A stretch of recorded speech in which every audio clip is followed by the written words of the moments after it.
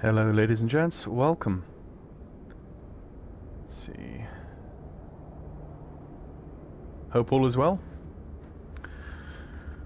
I came home this evening to find that the Boeing 707 has just been released for MSFS 2024. So here we are. Strangely, I feel like a bit of deja vu because I remember the live stream I did when the 707 was initially released, or shall I say the Airplane Heaven variant of the 707, and being incredibly disappointed at that. And here we are. This is the re-release. Just literally jumped into the sim. Got it selected, installed, and I'm having a look at it now, and let's go and have a look. So what are we looking at here? We're looking at ini builds.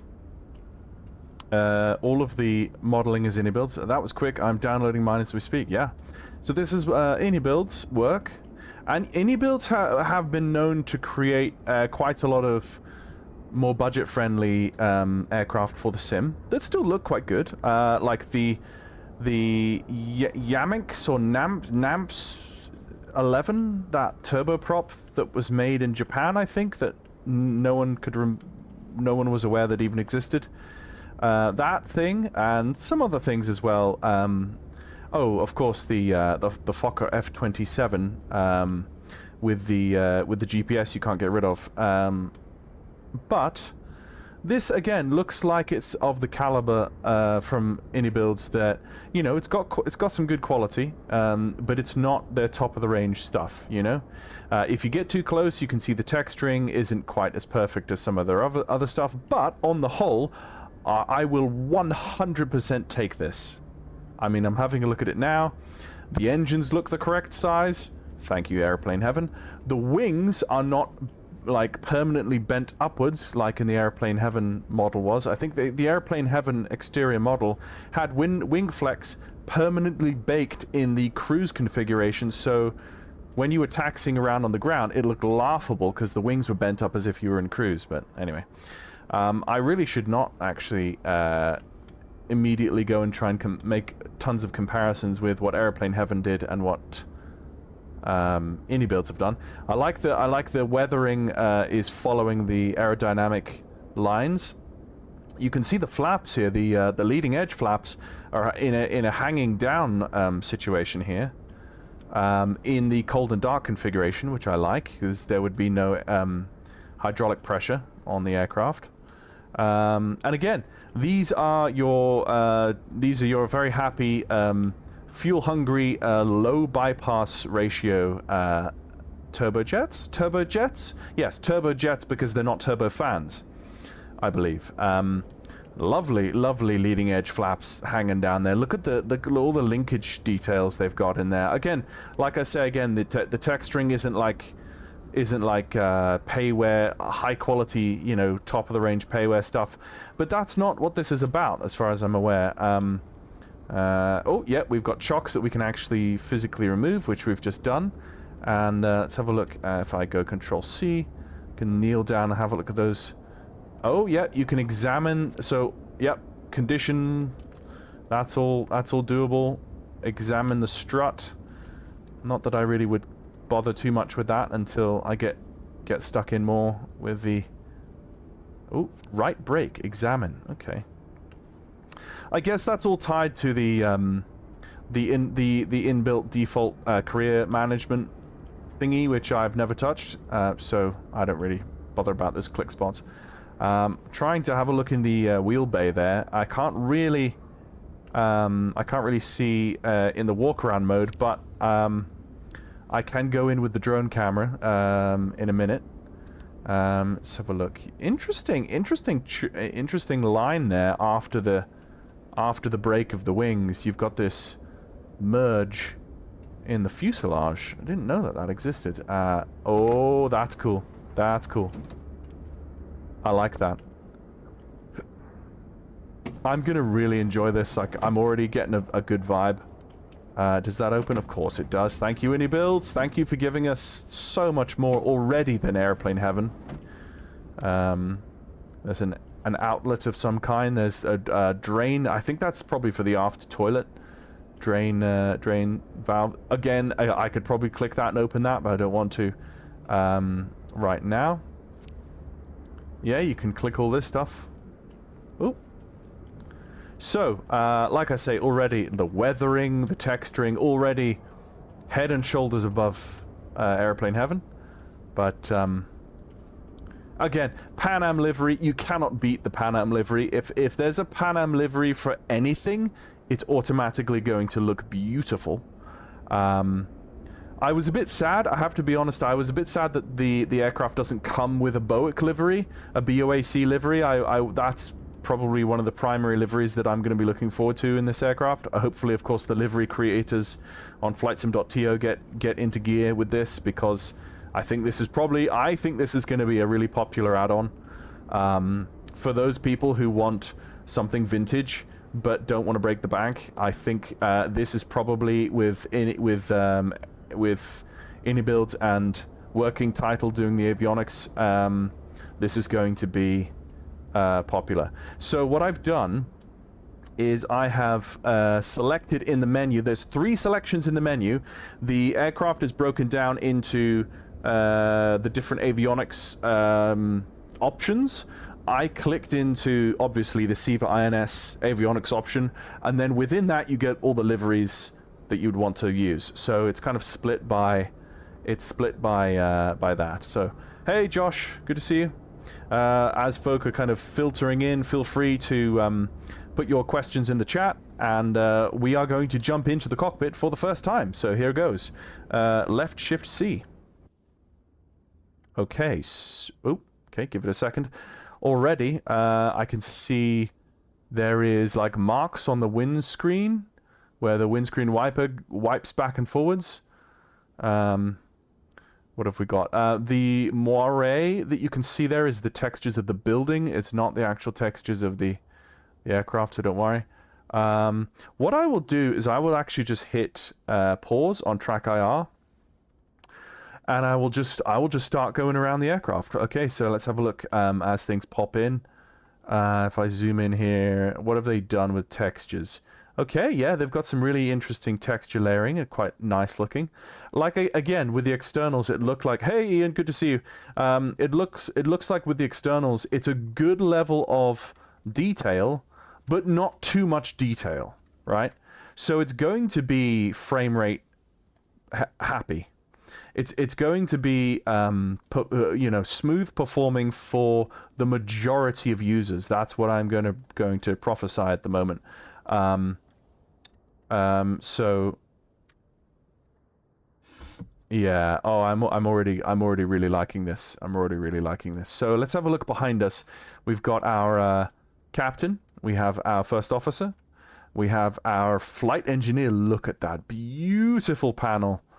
Oh, I've been looking forward to this for so long. This is going to be the precursor to the PMDG 747. Ah, they only have one? Oh, I was hoping they were going to have 2 SIVA INSs.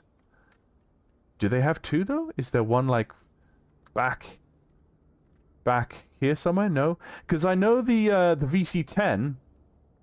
The old Just Flight VC-10 had one. They actually had a SIVA INS on the back wall, and that was because I guess they didn't have space for anywhere else. So I'm not seeing a second SIVA INS here, but obviously we've got one. But I would have expected to cross the Atlantic, you would be having 2 SIVA INSs that would be cross-talking to one another. But we will get to that when we get to it. Let's just have a look at these panels over here, make sure we're not missing anything. In the tablet, do we have Boeing 707? Do we have 2 SIVAs? Do auto sync to INS? Okay. So flight engineer. Okay, cool. So we've got loads of flight engineer stuff. We've got the SIVA INS. We've got doors. Okay, we've got data cards. Oh, this is great. And options, here we go, options. So app theme, light or dark, cool. altitude selector mode, pre-selector or alerter. I think pre-selector is good for me right now. HSI behavior, legacy. Thank you. What does that graphically change anything? No, but we're going to go legacy because we want to be authentic. Auto slew HSI course for lock and FMS INS data. I'm going to turn that off. Sync captain's altimeter to FO and alerter. Yes, I'll do that. Realistic parking brake behavior. Yeah, I guess so. Let's just... Yeah, I think that means that you have to depress the brakes to engage the parking brake. Realistic clock chronometer behavior, yes. Window shade and automation.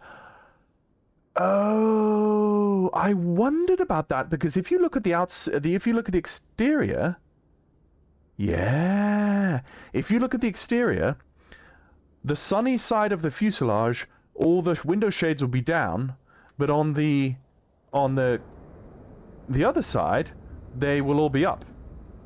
And it's automatically, yeah, so all the shades are down, but if we go to the other side of the aircraft, yeah, all the shades are up. That's cool. The I'll tell you what, the Contrail FA50, the Falcon 50 has that, and it looks cool when you're looking at the fuselage from the outside. So, okay, so let's continue with this. So window shade and automation, flight engineer's options, takeoff and climb throttle assistance.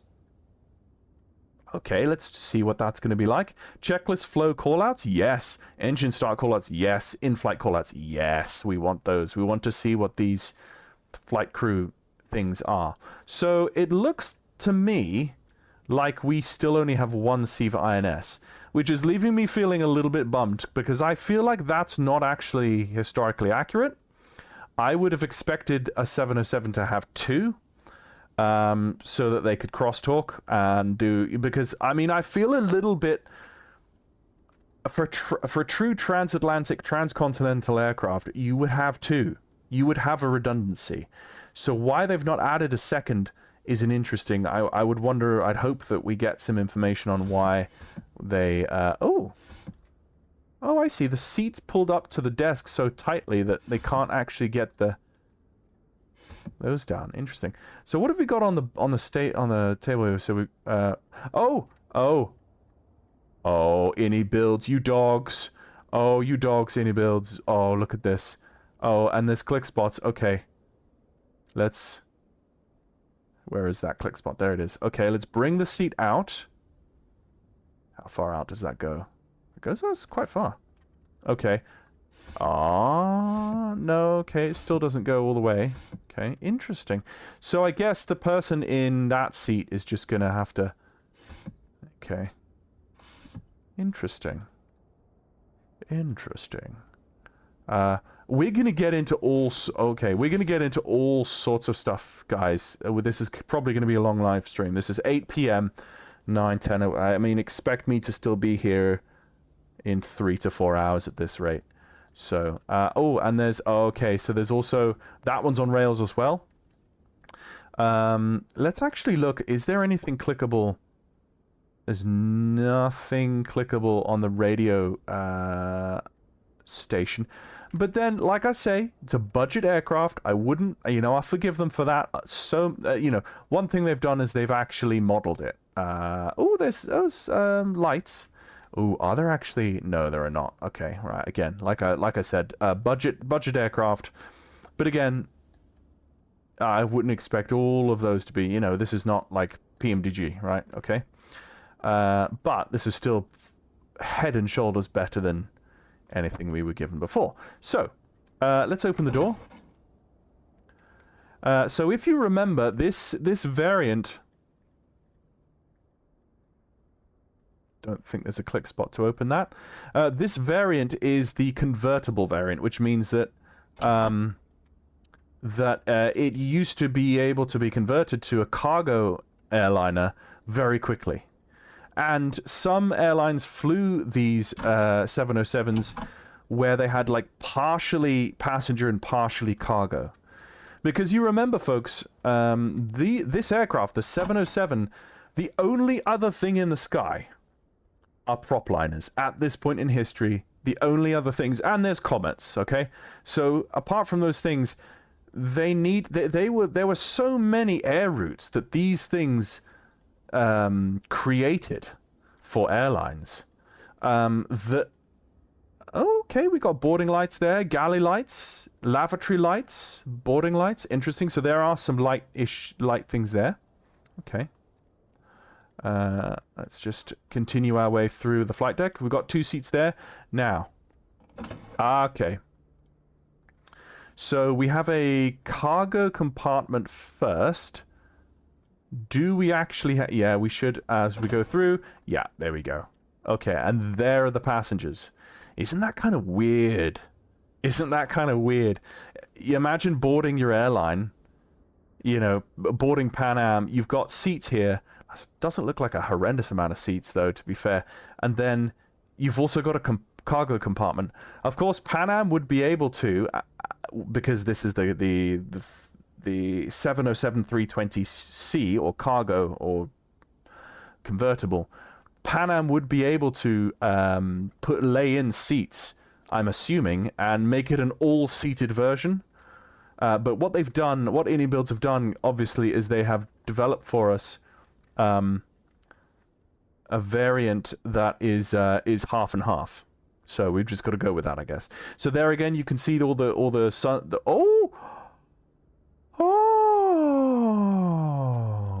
Builds, I love you. Oh. There's even the glass layer in there as well. Oh, guys, I'm gonna enjoy this so much. Oh. Oh. Guys. Oh, no, but there's no windows here. Oh, I see. Okay. Another. Oh, you can see that. You can actually see through. Oh. Baby's crying. Baby's crying. Okay. Ah, okay. You can see. Yeah, you see the lack of windows there. I only just noticed that now. There's windows all the way along until here, and then there's no windows because obviously that's the front of the cargo. I wonder, is that the side? Is that the same on the other side? Oh, guys, this is. No, we've got windows all the way to the front. Interesting. Interesting. I'm gonna have to set me up some chase plane camera views in cruise, guys. I was thinking of cruising over to well, cruising somewhere. Let me see. Okay, again. So these doors are not. Oh yes, they don't have click spots for. At least they may not. Actually, no. I remember there being a click spot from the outside. No. Okay. Never mind. And then are there lavatories at the back? Yes, there are. Nice. Okay, so these would be the passenger lavatories. And I guess this is just like a little changing room thing. Weird. Why is there a... I mean, we're really getting... Interesting. We're really figuring it all out this evening, folks. And again, so there's 3 toilets at the back.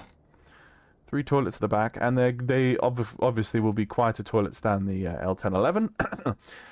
Lovely texturing. I love that metallic reflections there. Okay, so this is what we've got. This is what we've got to play with. Okay, so we've got passengers on board there. Passengers. Oh, excuse me.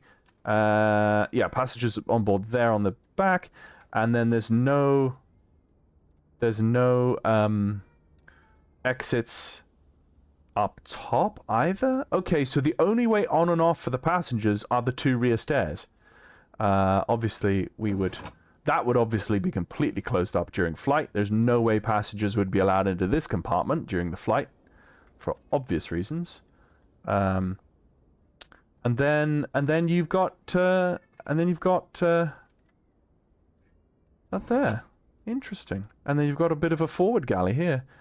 This is the redone Airplane Heaven 707. Yes, Ian. This is redone by Builds. Have done all of the... Well, Builds have done everything except coding the SIVA INS. That's what I've been told. So, just close that up again. Yeah, so yeah, very cool. So what we're going to do is we're going to sit down. Oh, my little baby's woken himself up and he's crying. So what we're going to do is we're going to see if we can get this baby on the road. Let's just see what my controls are first. Let's go. This is always helpful. So, what have I got? I've got my 2 throttle quadrants. Let's go.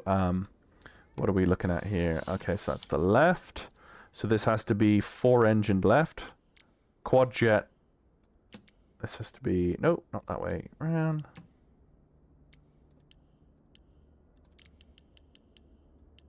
Quad jet left. And then this one's got to be quad jet right. There you go.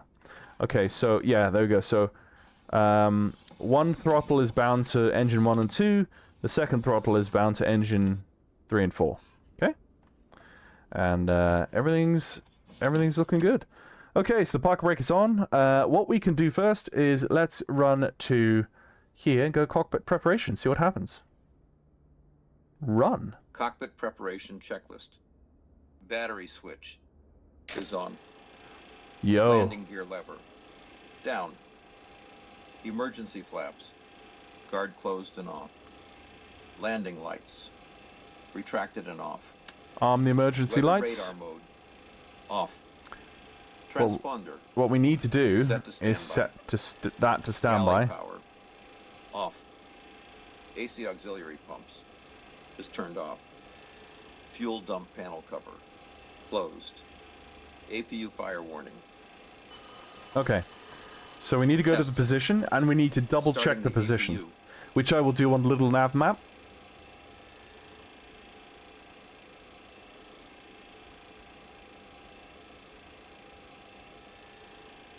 We are here at Boeing Field, or Renton, today, and we could fly down to, let's fly down to LAX. Let's do that. That's not from Renton Field. It's not too far. It's a positioning flight for my Pan Am 707. And then from LAX, we could do our first APU line started. flight to Honolulu. APU generator Sounds like a plan. is on. Copy this recorder to text. Is on. APU bleed valve. Open. Mach airspeed warning. Tested. Wow. Mach Okay, trim 47, 32, 3, tested. 122, 18 Testing west. engine oil Okay, so quantity. this is correct. So the aircraft comes cold Tested. and dark by default Door warning. with Tested. the Essential position power already set. So I can go a line External without any power issues, is turned and I off. could go to Air desired conditioning. track On. / status, and I can watch Radio for that master switches. that to come down. Spoiler and rudder test guards So closed. yeah, Engine start that's already switches. starting. Off and guarded. Passenger signs. On. Yo, check that Wing out. Anti-ice. Okay, Set let to me off. quickly. This is very similar to Oxygen the Inibuild switch. L1011 pre-flight. to Same normal. development, Window heat. so not much complete Set to low. surprise there. Yeah. Probe heat. So let's go from Tested and off. KB. Navigation and wheel well lights. What are we? KBFI. On. KBFI exit to Set Clax. to normal. Let's Fuel go dump chute. Pan Is Am closed. 001 Galley power. 707. On. Uh, Fuel heaters. Off. Fuel temperature selector. Tested. Testing fuel quantity gauges. Tested. Testing fuel boost pumps. Okay, so I'm just going to import a basic Testing Simbury crossfeed flight plan. valves. I'm going to see if it'll import correctly to the Tested and open. Reserve tank transfer valves. aircraft. Closed. I don't really feel like I Engine want to 2 go up and to 3 flight level hydraulic 410. I'm happy It's just going up closed. to flight level 300. Engine 2 and 3 hydraulic pumps is on. I'll go 310. Checking hydraulic pumps. There you go, pressure. generate. Tested and off. Engine bleed air switches. Very, very Turned off. convenient that this has been Wing done the way this isolation is. valve 58 is open. items in the cockpit Crew preparation. oxygen But you would 100% be giving on. that to your first officer, so... Cockpit preparation checklist. Completed. Beautiful, thank you. Okay, and there's a little tick that arrives there. This is great. Right, so now let's go to Siva INS. Let's go import route. Oh no, I haven't set up my... Oh, whoops. Okay, I need to put that on realistic. Yes! Drift. Yes. Siva waypoint format. Display or input? Siva waypoint format. I'm gonna put... I don't know, that's ambiguous, I don't really know which one's which. Information. Oh,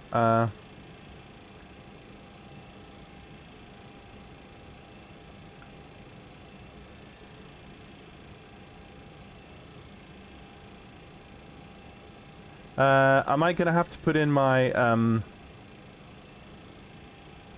I go import route. Oh, send a flight plan from the planner app or use the import route button above.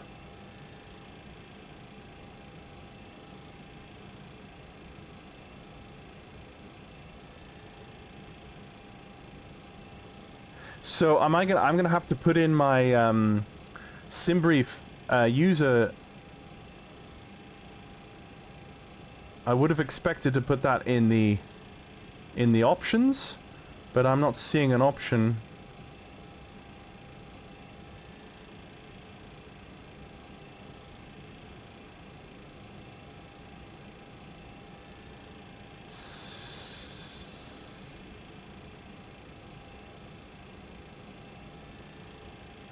Yeah, I'm not seeing a way. Import route. Send a flight plan from the planner app. Oh, right. So if I go, sign in. This might be it. This might be the way it's done. Right. The planner app. Okay. Maybe this is the way in I need to do. Right. Cog icon on the top right. I tried that. I'm just going to try logging in using my SimBrief ID and then seeing if this will work. So, yes, this is me. Sign in, approve. There we go. And this should work. There we go. Okay, so signed in. What I want to do is I want to create KBFI. There you go. View flight. This is what I want. Okay, import route. There we go. Importing SimBrief flight plan. Please wait. Okay, right. So let's now go back to the 707 app. There you go. That's how it's done, guys. So there's no... So you do it through the default tablet. That's cool. That's cool. Okay, I heard a noise. I don't know where that was from, though. But anyway. Right, so we're going to go... Let's have a look at the... first waypoint is zigged. So let's go to the SimBrief dispatch and go... Can we look at the map?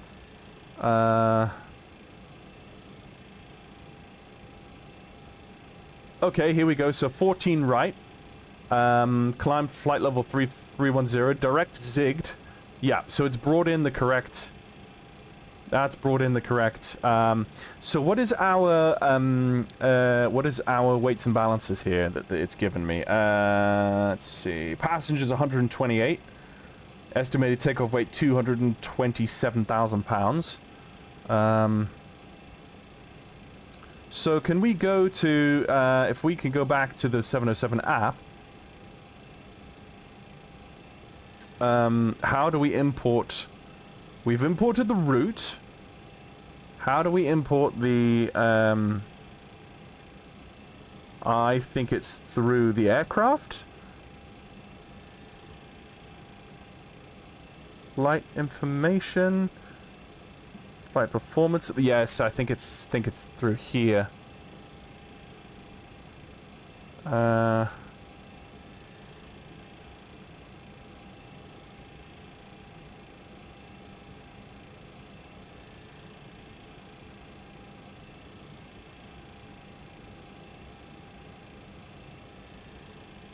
How do we... Can we do like a... Can we do like a SimBrief import through here? I've never actually done it this way before. Yeah, cabin combi INS. Settings. Oh no, that's not good. Where has it gone?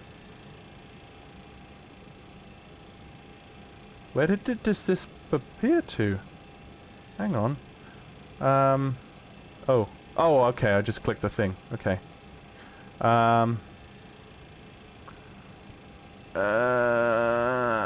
Okay, help me, guys. Give me some ideas. Where am I going here? To settings, SimBrief, dispatch. I'm gonna go back to the... Ah, there we go. Import weights. There. Oh, and you see the aircraft bob up and down? There you go.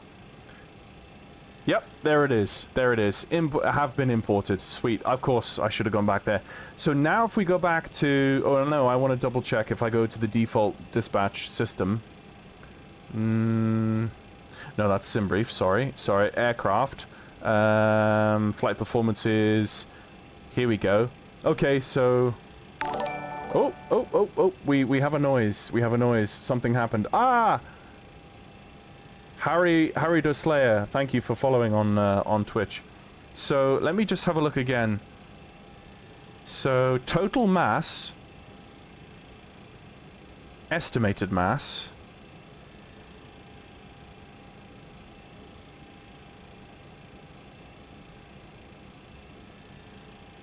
How much fuel?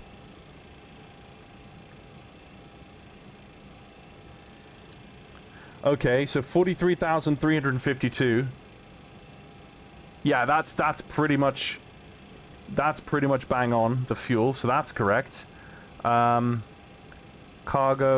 seats. So the total mass is 22,100. It should be 22 sorry. It's 221,000, but it should be 227,000. So it's not quite accurate, but this is first flight. I'm gonna call that happy. So I'm not gonna worry too much about that, but I think we'll circle back to that when we know what we're doing. So that's good. So let's go back to the 707 app. Let's have a look at the takeoff. I guess all of this data, yeah, so gross weight, 221,000 pounds. Fuel is 43,345, yep, correct. Zero fuel weight, correct. Temperature 21, QNH 1013. CG 29.0, headwind, okay. Right, so I guess we can hit set bugs. Oh, yeah, you see the bugs be set, and then set trim. Oh, look at that trim flick away. That's really helpful. That's helpful. Okay, so that's our takeoff things set. Doors are all closed. The SIVA INS. So I don't quite know how. Okay, so if I go to, like, let's go waypoint 1, 2, 3, 4, 5, 6, 7, 8, 9. Okay, so they have the waypoints just automatically synced in. Let's just go check what our... Okay, we're at 05. We're able to go nav now. So that's locked in 05. The 100 in there isn't a good idea. That should be 0. The term 100 in there tells me that there's an error somewhere, so I don't know that that's correct, but I could be wrong. HSI source, let's put that onto nav instead of lock VOR. Yeah, so I guess we'll just monitor this and see how it goes. We'll just get flying and do all the switches work. Not every single switch. This is not like full fidelity, but at the same time, it's hugely better than any 707 we've been given before. So, hey, add me on Discord so I can watch you and join your streams whenever you're online. Okay, do all the switches work? Yeah, so... Okay, so let's have a look. Let's go back to the flight engineer. Let's go before start checklist. And let's hit run. 29 options in that as well. And while that starts, let's just have a look at some views. Weather radar mode. Actually, what I'm going to Set to do, standby. while those Yaw run, damper. I'm just Check going to and on. quickly grab... Window heat. Set to low. I'm going to pause track IR, Engine start levers. and I'm going to go and Cut off. sort this out. Parking brake. Set. Okay, Rudder and aileron trim. just delete all of 3 and this. 0. Fuel boost pumps. Set and on. Crossfeed selectors 1 is closed. Crossfeed galley power off. Start And we'll pressure. delete all of this. What is the thrust per engine? Wheel well Good light. question. Off. I know it's not. Actually, guys, just look at this. Just look at this right off the bat. Look at the curvature of the wing. See how from the wing root it kind of flattens out towards the edge? That should be a good sign that we're going to get some good wing flex, and we've got fuel on board the aircraft in its parked up state. So I'm going to just set that and call that tail.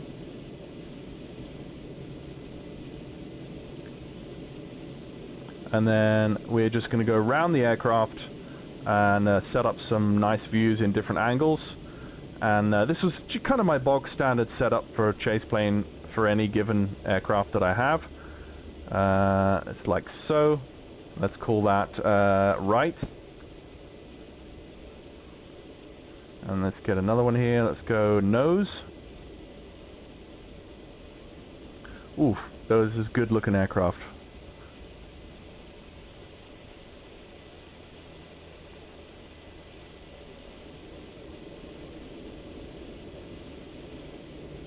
It's kind of weird looking at a narrow body 4-engine transcontinental airliner.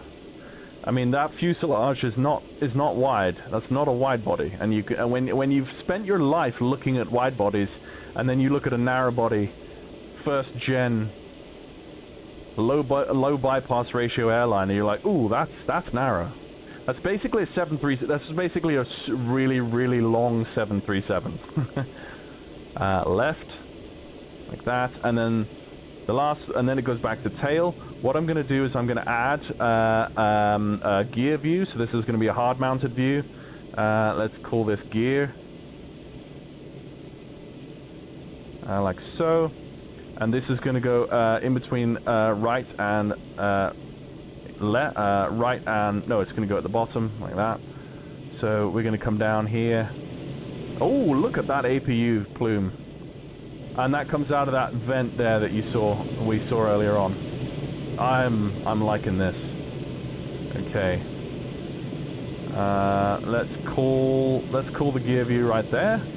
Just make it a little bit further down, like so. Save position. Okay. Right. Oh, that's supposed to be nose. Okay, I'm going to do a couple of different nose ones. So we're going to go nose high right. Probably like that.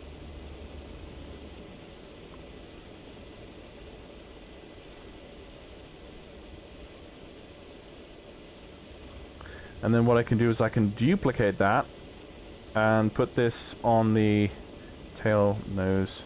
What have I done? Okay. Something like this. Just have a nice, yeah, 100%. It should fly better. Let's make this more of a zoomed in shot here, like a little like that. That looks nice. Left, like so. Okay, so left. That's left. Nose high should be there. Nose high right should be there, and right tail. Where's my left? Nose high left. Oh, I just this should just be nose. Hello, Mr. Anderson himself. Oh, I remember you, the one and only. Thank you very much for joining. Thank you for the $5. That's very kind of you. Right, let's just select that there. Right, am I able to see who that was? I think I missed it. I'm afraid I missed the follow, whoever that was. I'm sorry about that. But we now have ourselves some nice-looking views. That's a nice-looking view there. Right, let's get back in the aircraft and see what's happening. So our before start is done.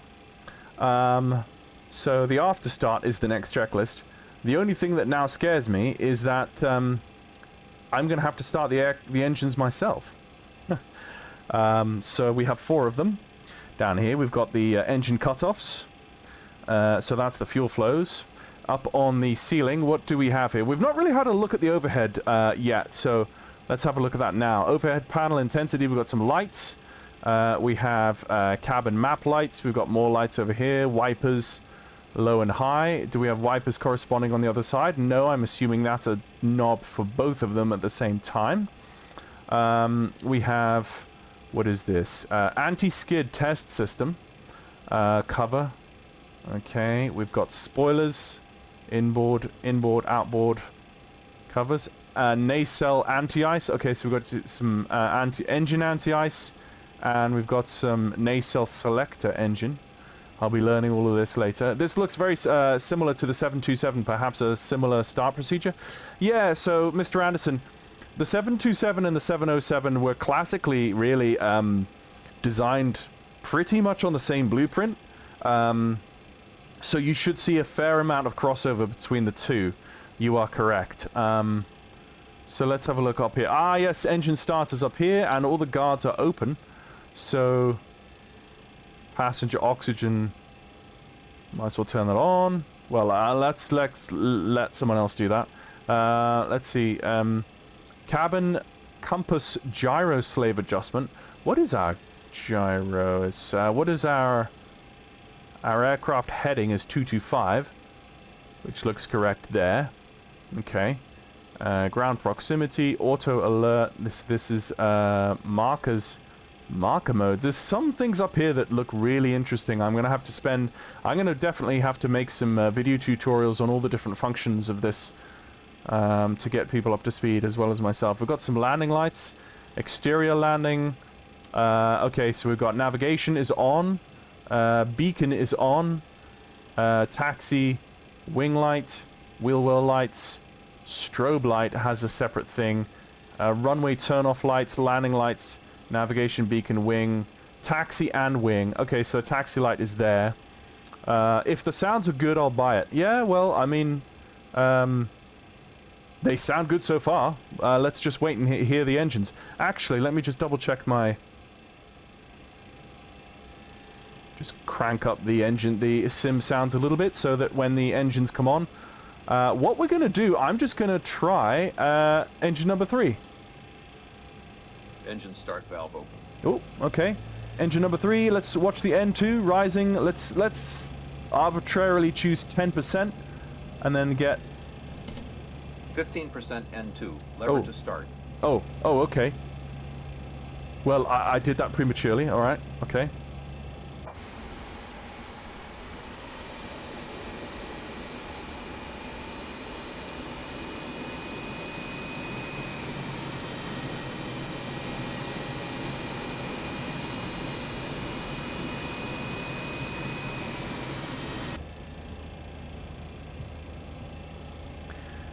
Is there something else I've missed?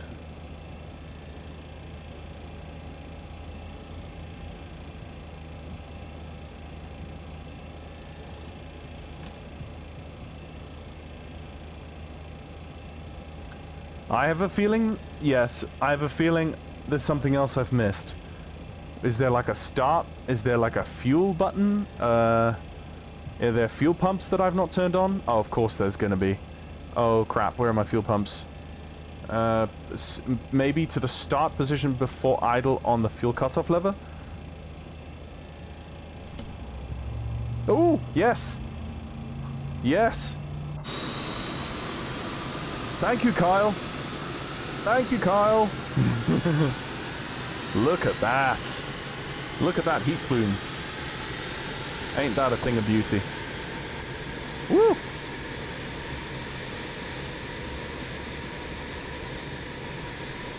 Oh, I'm going to enjoy this.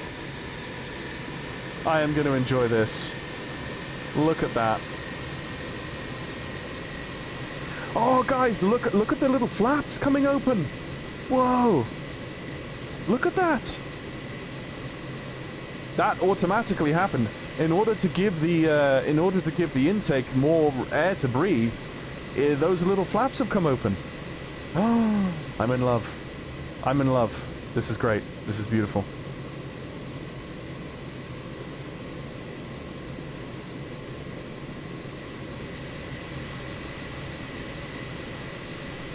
It's not as loud as I expected it to be. But, right, so what we're going to do is we're going to do engine 4, and we're going to have we're going to try engine 4 now, so we can close that. Let's go and wait for... Engine start valve open. Engine, yeah, it's so great to actually hear him. We're watching N2. Once N2 comes up to 15%, we go to start. 15% N2, lever to start. And then we go to the outside. Oh, look at that. And look at the doors.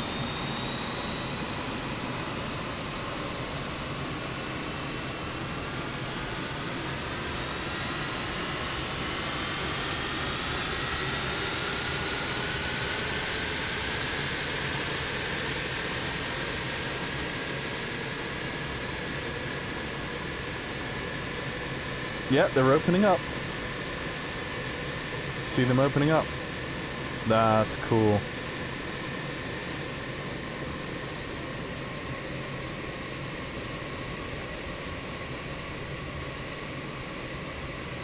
Yo.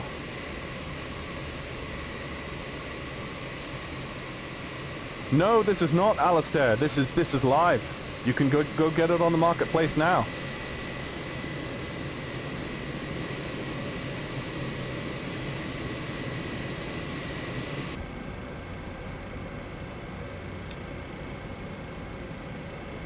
Engine start valve open.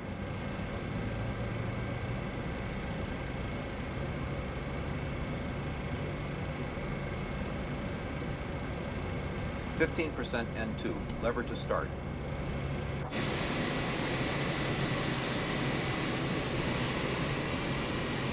Oof.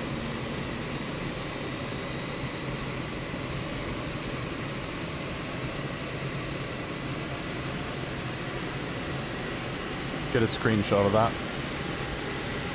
Yeah, not quite screamy enough. Yeah.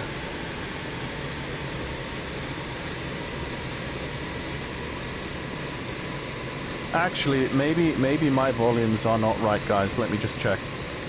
Ah.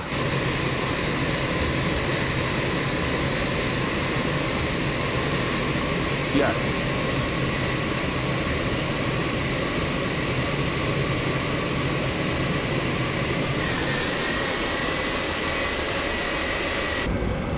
The next one's going to be an inside startup. Well, maybe I should have done that for the first, because now you're hearing all the rest, but... Engine start valve open.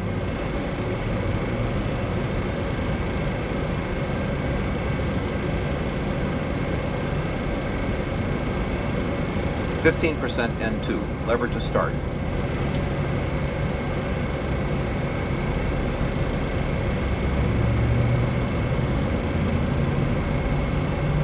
Oil pressure rising.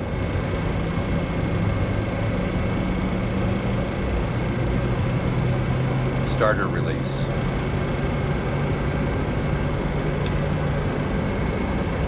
Beautiful. 50% N2, lever to idle. Oh.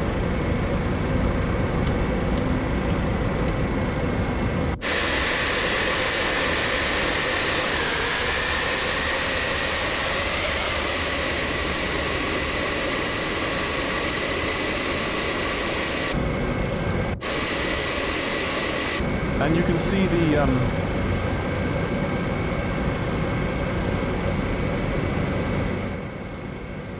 and you can see all the leading edge slats have raised now because the hydraulic pressure is now up. You see? Okay, so we are going to now go and do the after start checklist. Run. After start checklist. Engine start switches. Hey, listen, all good to see you. Yeah, Alistair, we are guard. getting spoiled for choice these days. Engine start I have to assume that opening up Set the to sim idle. on to Xbox and PS5 have AP added valve. significantly. Yes, I can Closed. imagine that too. Yeah. Engine generators.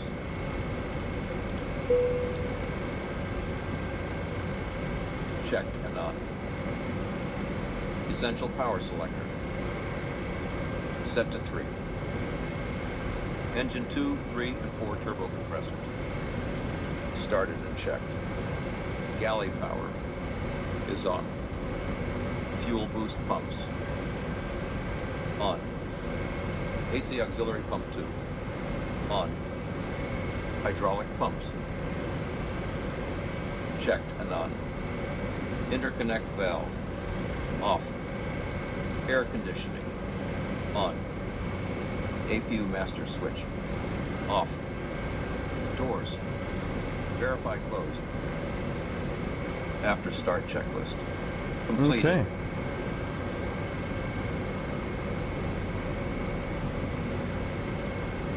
The only thing I haven't seen yet is cabin pressurization.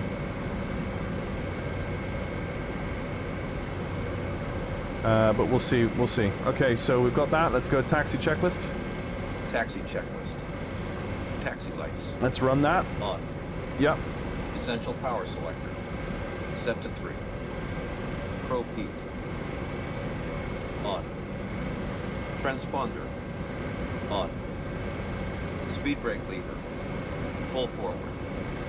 Galley power set and on. Fuel boost pumps set and on. Fuel heaters set to off. Flaps set to 14 and green lights. Stabilizer trim set to 0.4 units. Altimeter set to 102. Taxi checklist completed.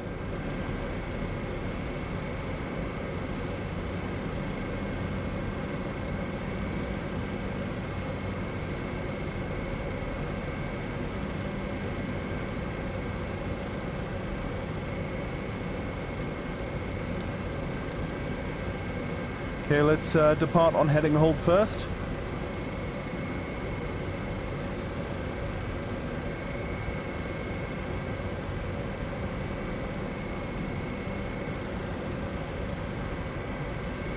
Let's go pitch command up of 10.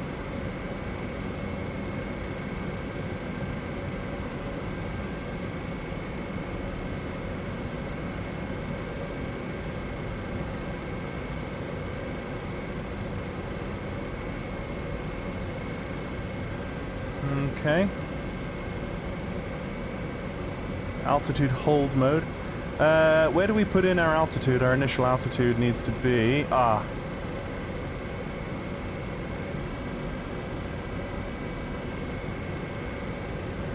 this could take a while, but let's go up to 310. Set. Barometric pressure, if I hit the B key, yep, that's 3013. Okay, ready for taxi, I think, guys. Yep, we've got ourselves an ND. Good to go. What is the price on this add-on? I got it essentially as a free update because I bought the original Airplane Heaven version. So whatever the old Airplane Heaven version price was is what this is, because it's basically just a swap out of that, basically, if that makes sense. All right, let's just save that. Oh, yeah, it's the same. It's the same. Okay, so let's just go tap the brakes and bring up the throttles. Let's also give ourselves... Okay, so we're going from... Oh, so we've already got 14 degrees of flaps set. That was probably the flight engineer did that. Oh, she looks so good.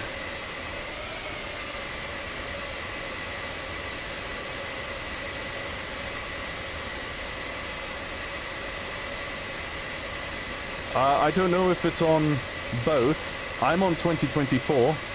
And look at that, you have a nose wheel that turns. How hard was that? How hard was that, airplane heaven? Okay, I want to turn to the right again here. Oh, this is gonna be such a primary aircraft for me. Once I get myself a BOAC livery.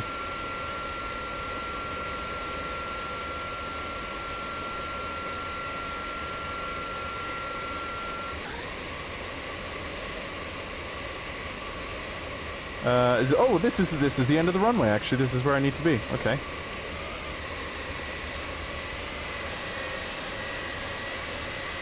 What a view. Okay, passing across here, I need to have all of these on. Oh. And I need that on. And we need before takeoff checklist. Before takeoff checklist. Air compressor 3. Set to off. Coolant air valve selector. Set to temperature control. I'll turn this up for you. Pressurization mode selected. Set for takeoff. Transponder on. Weather radar mode set to normal. Set to flight start.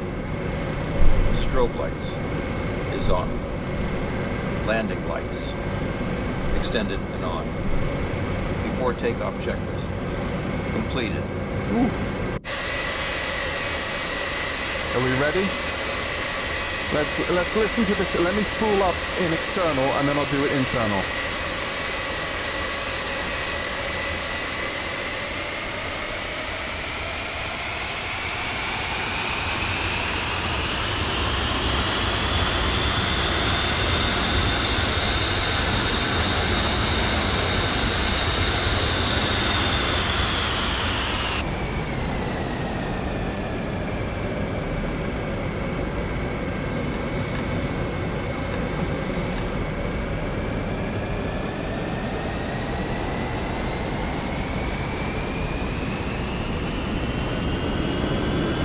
Setting takeoff power.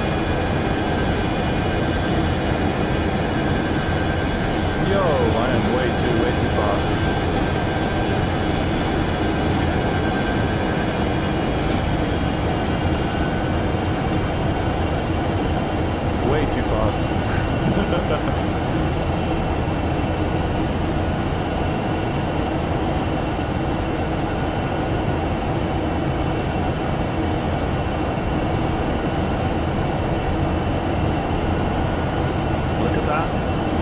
Look at the Siva INS is following all the waypoints correctly. Let's see if I can see if I can get below 250 here.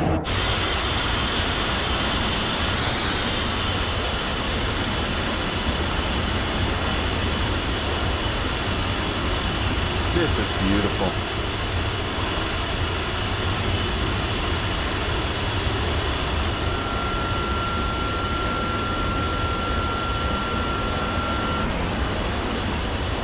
I can't wait to take this across the Atlantic and the Pacific.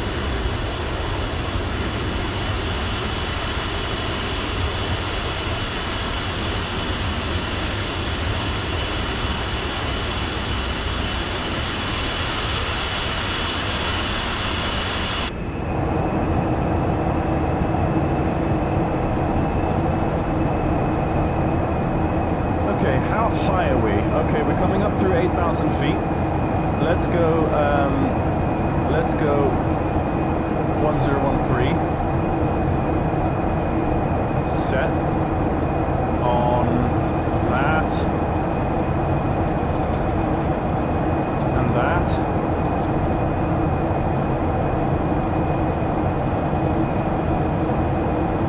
Coming up through 9,000 feet. Okay, we've just about managed to get back to 250.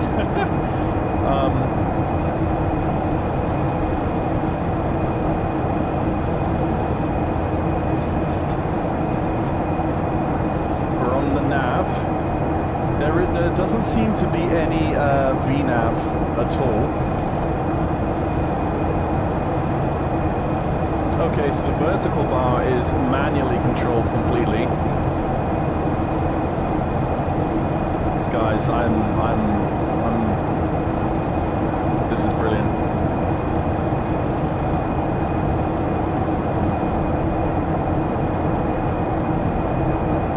They sound, yeah.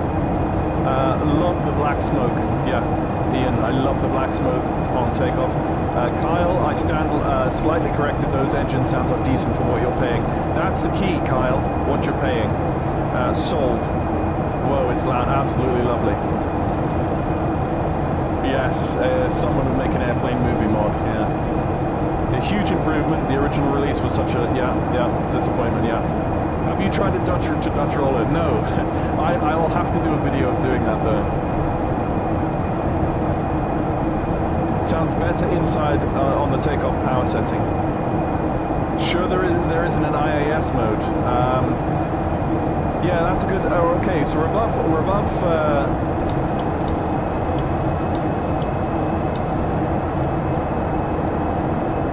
Stereo lights turn off.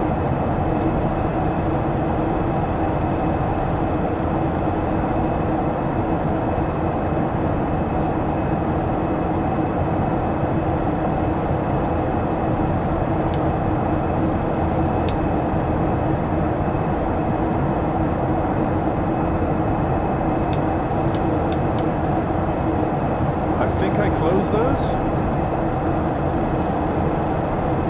No, we can take those two off.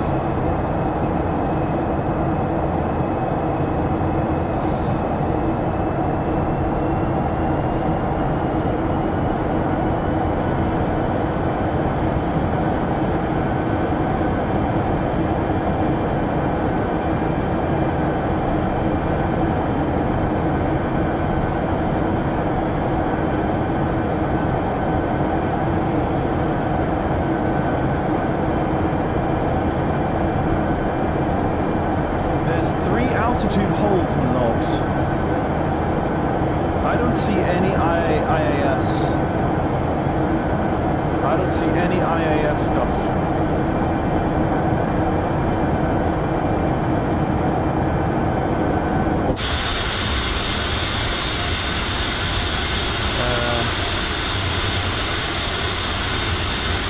You do not get a VNAV with the receiver option. Okay. I don't know if it's Gabrielle. I don't know if it's a 2020 thing. Come fly with me. Come fly away. In a way, you have to thank Airplane Heaven. Do you know what, engineer? Let me just do this so I can now hear myself think.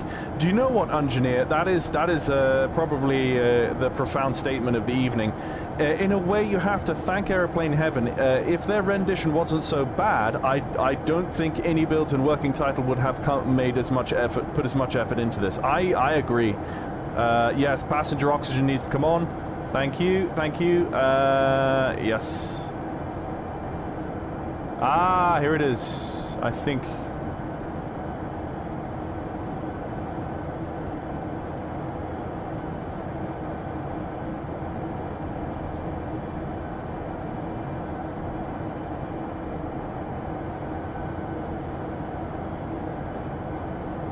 High frequencies there.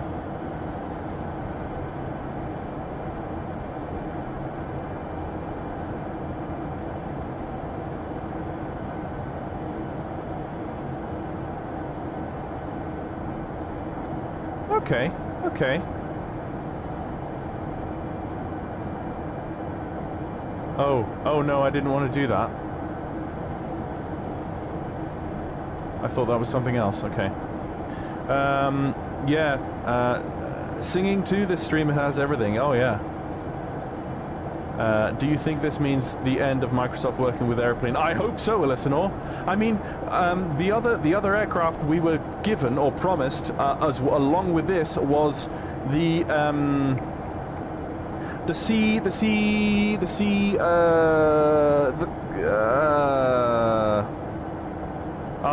what was it? It's not the Commando, is it? Yeah. World War II What's it called? It's on the tip of my tongue. The Curtiss C-46 Commando. Yes. We were also promised a remake of the Curtiss C-46 Commando with this. So I'm expecting that to be any day. Yeah, C-46. Thank you, listener. Yeah. Whew. So, I mean, coming up through 20,000 feet. We've got about 8,000 to go. Let's see what else we've got going on here. So DME. Oh, we've got DME, dual DME. Oh, guys. Yes, we have dual DME mile selectors. Interestingly, they're in miles, not nautical miles. I hope that means nautical miles. That means you can do fixes off of VORs. You can take two VOR radials and match them together, and where the two radials cross, that would be a fix, a virtual fix that you can use, and you can know exactly where it is based on the two individual DMEs. So VOR 1 and VOR 2 frequencies you can tune and get yourself a fix. And that I'm definitely going to be making a video on. That's going to be fun. I'm loving this. Oh crap, I should have done the after takeoff checklist. Takeoff checklist. Landing gear. Up and set to off. Engine start switches. Off and guarded. Pneumatics. Set. Still climbing at a good... Set to automatic. Let's just push the throttles back up to an EPR of just about 1.9. Completed.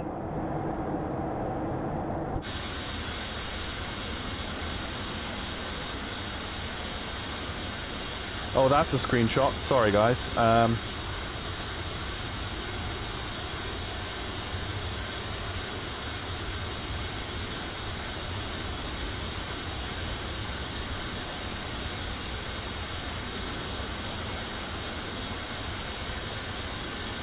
Can I not take it? Oh, there you go. Okay.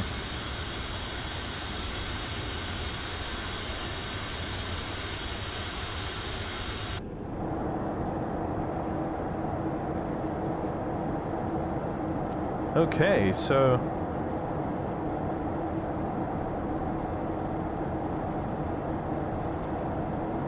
I think my second trip in this aircraft is going to be from Yes, it is, Chip Pilot. It's much better than the Airplane Heaven one was.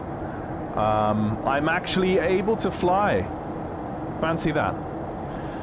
So, do we have...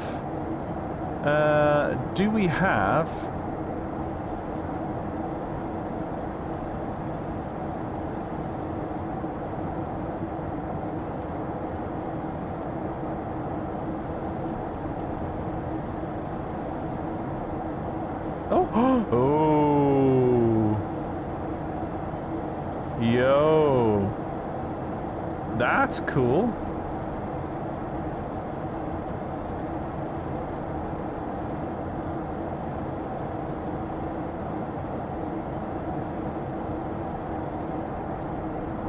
Oh, like if we have like a vintage working weather radar as well. Ah, there's so much to actually get stuck in and see what's happening. Okay, as we continue to climbing at a solid 2,000 feet per minute. Actually, I'm going to just bring that rate down because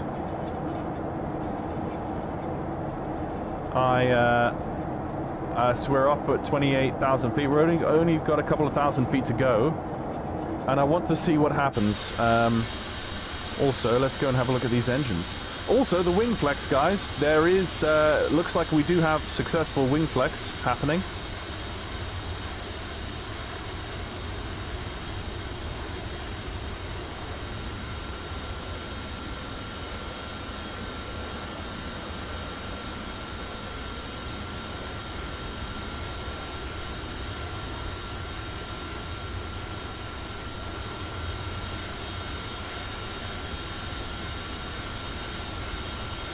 So I'm not 100% happy with that fan blade spinning animation. It looks a bit choppy.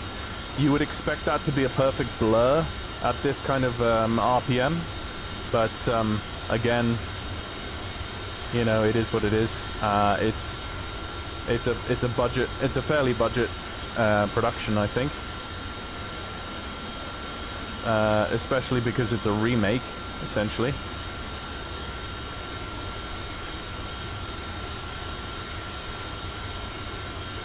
How much of the engine is actually... Okay, past the fan blades there's nothing. And then... Okay, and then there's just a... Yeah, okay, fair enough.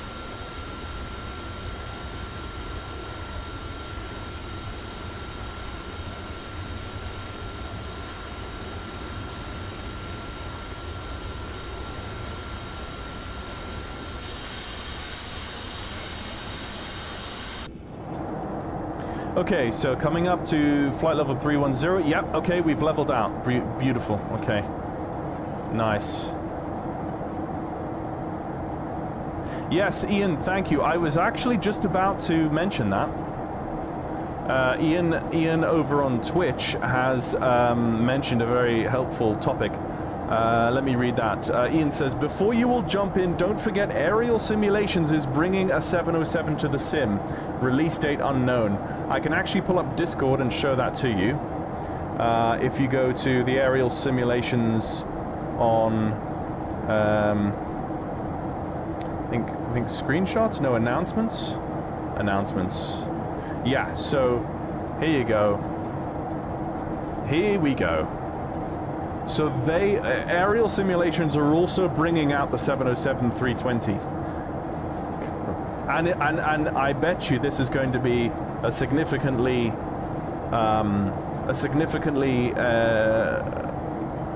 higher fidelity. I mean, just look at the texturing alone is telling you that they're putting a lot more work into this than Inibuilds have. So yeah, Inibuilds made the model and animations. Okay. So that 100 there, I still am not happy with. Let's go distance time, 114 nautical miles.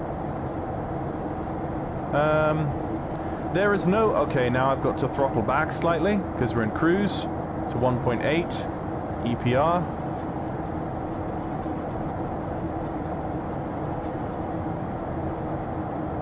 There we go, EPRs are set. And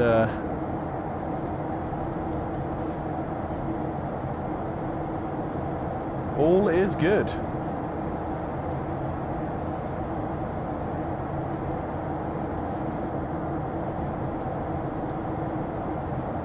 Okay, so in terms of frequencies, we have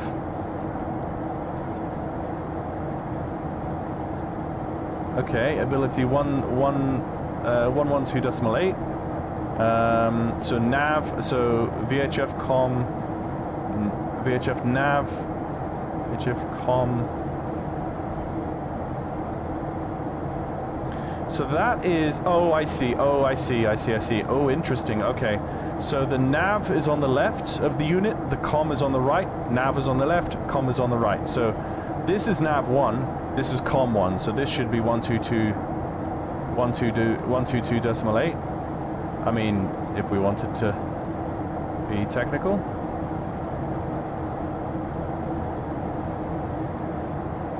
Like so. And then the navs you would use as well. So, yeah, interesting. There's so much for me to unpack in this. I'm looking forward to going through every single system and having a good play around. Okay, we've got a speed bug here as well. Let's see if we get this speed bug. If we get the speed bug up above our cruise speed, we should see the fast, slow circle come down. Yes, there it is. Look at that. The fast, slow circle is working as well. So we can set ourselves a particular speed, and then we can visually see on this gauge as well if we're fast or slow of that speed. And that will give us a good visual gauge as to whether or not we are speeding up or slowing down. Guys, I am happy. I am happy. Let me have a look. Let's go cinematics. I am happy. What I'm going to have to do is I'm going to have to test the long-haul capabilities of this aircraft. We're going to have to do some Pan-Pacific and transatlantics, or Trans-Pacifics and transatlantics in this. We need to test the long-haul capabilities. We need to test the INS degradation. So this is going to be working title being put to the test, not specifically builds at that point, because that's the avionics. So that's what I'm going to be doing in the next coming days, is testing the long-haul capability, and I'm going to be testing the position update, the DME position update capability of the SIVA INS, using VORs to update the accuracy of the SIVA INS while in flight, is something that it should be able to do. And up until now, we've found it's been hard apparently for any dev to really nail that coding fidelity in the sim.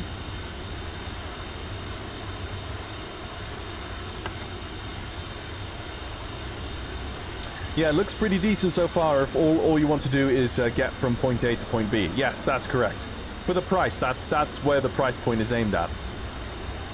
So you mentioned INI builds. Have they a hand in this model? Yes, so the model is all done, all the visuals are done by INI builds, and the avionics are done by working title, specifically the SIVA INS, which is an inertial navigation system used before GPS was a thing.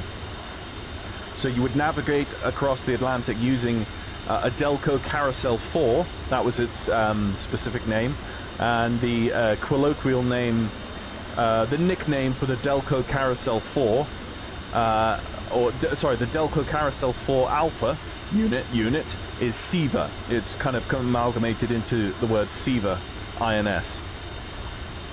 Yes, they do permit more modern avionics. When we land, I could go into the menu and show you. I can't show you right now, though. But right now, I mean, look at this. I am so happy. Look at this.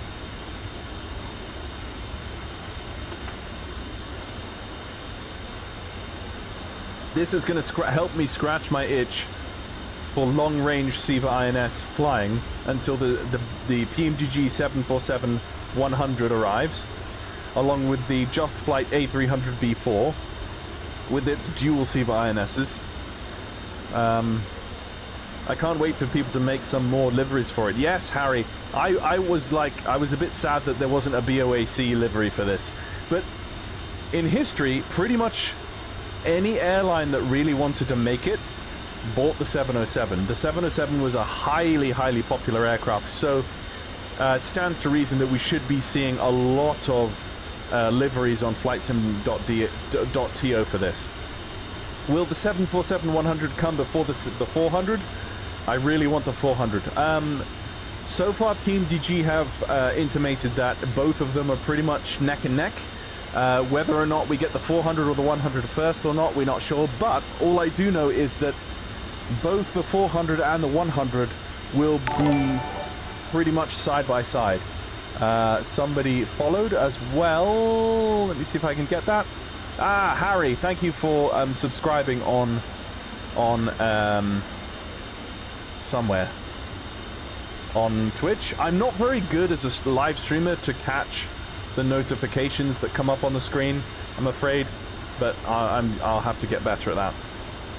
L1011 as well. Yes, Ian. I have to be honest, Ian, with the it's a bit glitchy for me. The performance isn't terribly good, and the Lytton INS, it doesn't have the charm of the Siva for me. So I don't know how much Siva INS, I don't know how much L1011, unless they bring out the earlier variants of the L1011 that actually have the Siva INS. The L1011 500 for me hasn't really worked out terribly well as an aircraft that I would make videos for YouTube, unfortunately. But it works, but it's a bit performance heavy for me, I'm afraid. Rough date when they arrive, the 747s, also YouTube. I don't know about, oh, you're on YouTube? Okay. So yeah, please subscribe on YouTube, Harry. That's probably more helpful for me. So we don't know what the rough date of the 747s are. I would expect sometime either at the very end of this year or early next year. Knowing PMDG, they are not afraid to push forward a release date if they feel they need more time. So you could easily say it's probably end of this year, if not early next year.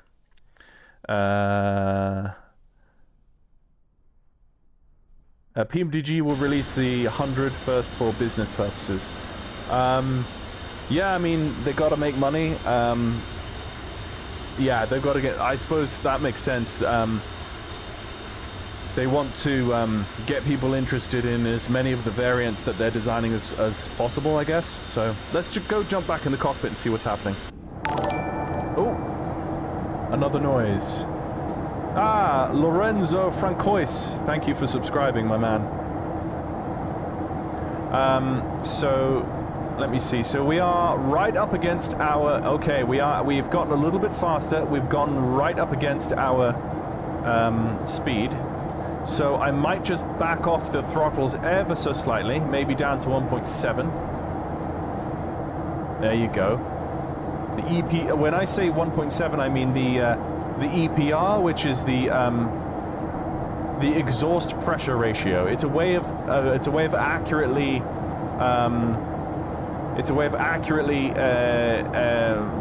defining how much thrust is happening at any given time. May 7 day. Thank you for subscribing. Is that subscribing on YouTube or subscribing on Twitch? The notification doesn't say, but thank you anyway. I would, for those of you who are interested in seeing some tutorial videos on the 707 coming out, I plan on going through this aircraft and breaking the aircraft down into small chunks and going over each system, so that gradually we should be building out on my YouTube channel a library of basically how-tos of the aircraft. I'll be looking in. Oh, thank you YouTube. Okay, I'm on YouTube. Thank you guys. How do you like the FSS 727s? Very much. The only issue I have with the FSS 727s, Chipilot, is that their Siva INS does not have the DME update functionality. It's been bugged for a long time, but very, very happily, recently I did just hear on the FSS Discord that they are bringing an update to their SIVA INS soon, and it's in testing, in a beta test. So hopefully we will get a SIVA INS in the 727 that has DME update functionality as well.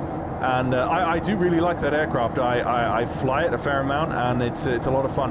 And it's going to be a perfect marriage alongside this 707. Also, I will have to say, this 707 will probably just be my stopgap of learning how to fly the 707 until the aerial simulation 707 comes out later, which is going to most likely be a much higher fidelity 707 than this one. So just curious how many of you buy some of the variants of something like the PMDGs, 777 or 737. I only have one of each.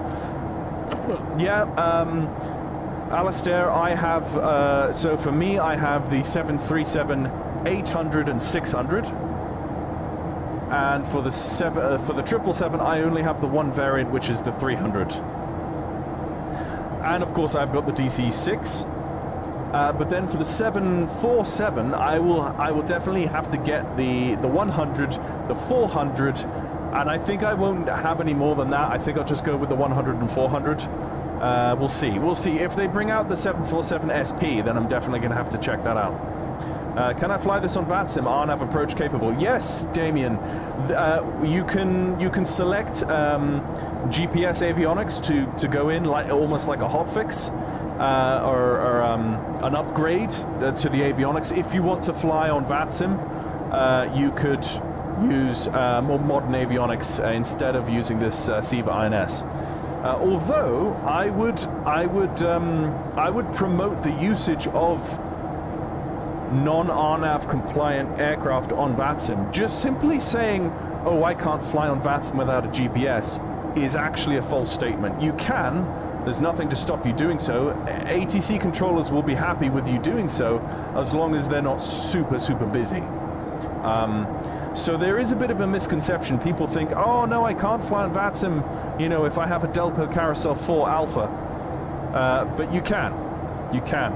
I have done so in the past, and I will continue to do so in the past on VATSIM. So subscribe to the YouTube channel, and you will see some videos of the FSS 727 with the Delco Carousel 4 Alpha, me flying on VATSIM. Not too many of those videos, mind you, but there are some, and I'll definitely be planning to do some long haul. I'm definitely going to do some transatlantic. Once I get a BOAC livery for this, I might actually take the Pan Am over to Heathrow from JFK, which was a route of theirs. So asking for vectoring, etc. Yeah, so for vectoring, yeah, heading hold. Look at this. You've got a heading hold here. So if they give you a vector, you know, Pan Am 001, turn right heading 030. There you go, my man. 030 set. And then you just on the autopilot, you go heading instead of nav, and you'll have a heading hold there. So you've got a for VATSIM, you've got your transponder here. You can where's my transponder test switch? Is there a transfer switch? Altitude reporting switch? Yeah, I mean mode selector. You've got what you need for VATSIM, my friends. I believe the aircraft config, the aircraft suffix for VATSIM is slant whiskey for aircraft like this, I think. Aerial Simulations 707 is also officially licensed by Boeing too. I'm sure they will ask 70 to 80 to recoup that fee. Thank you, May 7 Day. Thank you for that information. I didn't know that. That actually makes me want to buy it more, not less. You can fly on VATSIM with non-GPS or INS systems, just needs to be indicated on equipment tab. Yep, that's right. In the flight planning for controllers to see. Been doing that for years in the Connie and Stratocruiser, raw data only. Ian Fisher over on Twitch, guys, is the OG of raw data navigation on VATSIM. He's the man to go and watch if you want to see that sort of stuff. I mean, in terms of time, I haven't done that in a long time, but I used to do that a lot myself as well. What happens if you squawk 7700? Well, I'm flying offline at the moment, so it's not going to do anything. But on VATSIM, yeah, that would be essentially declaring an emergency. Is this the new 707, not the bad one? Yes, disabled.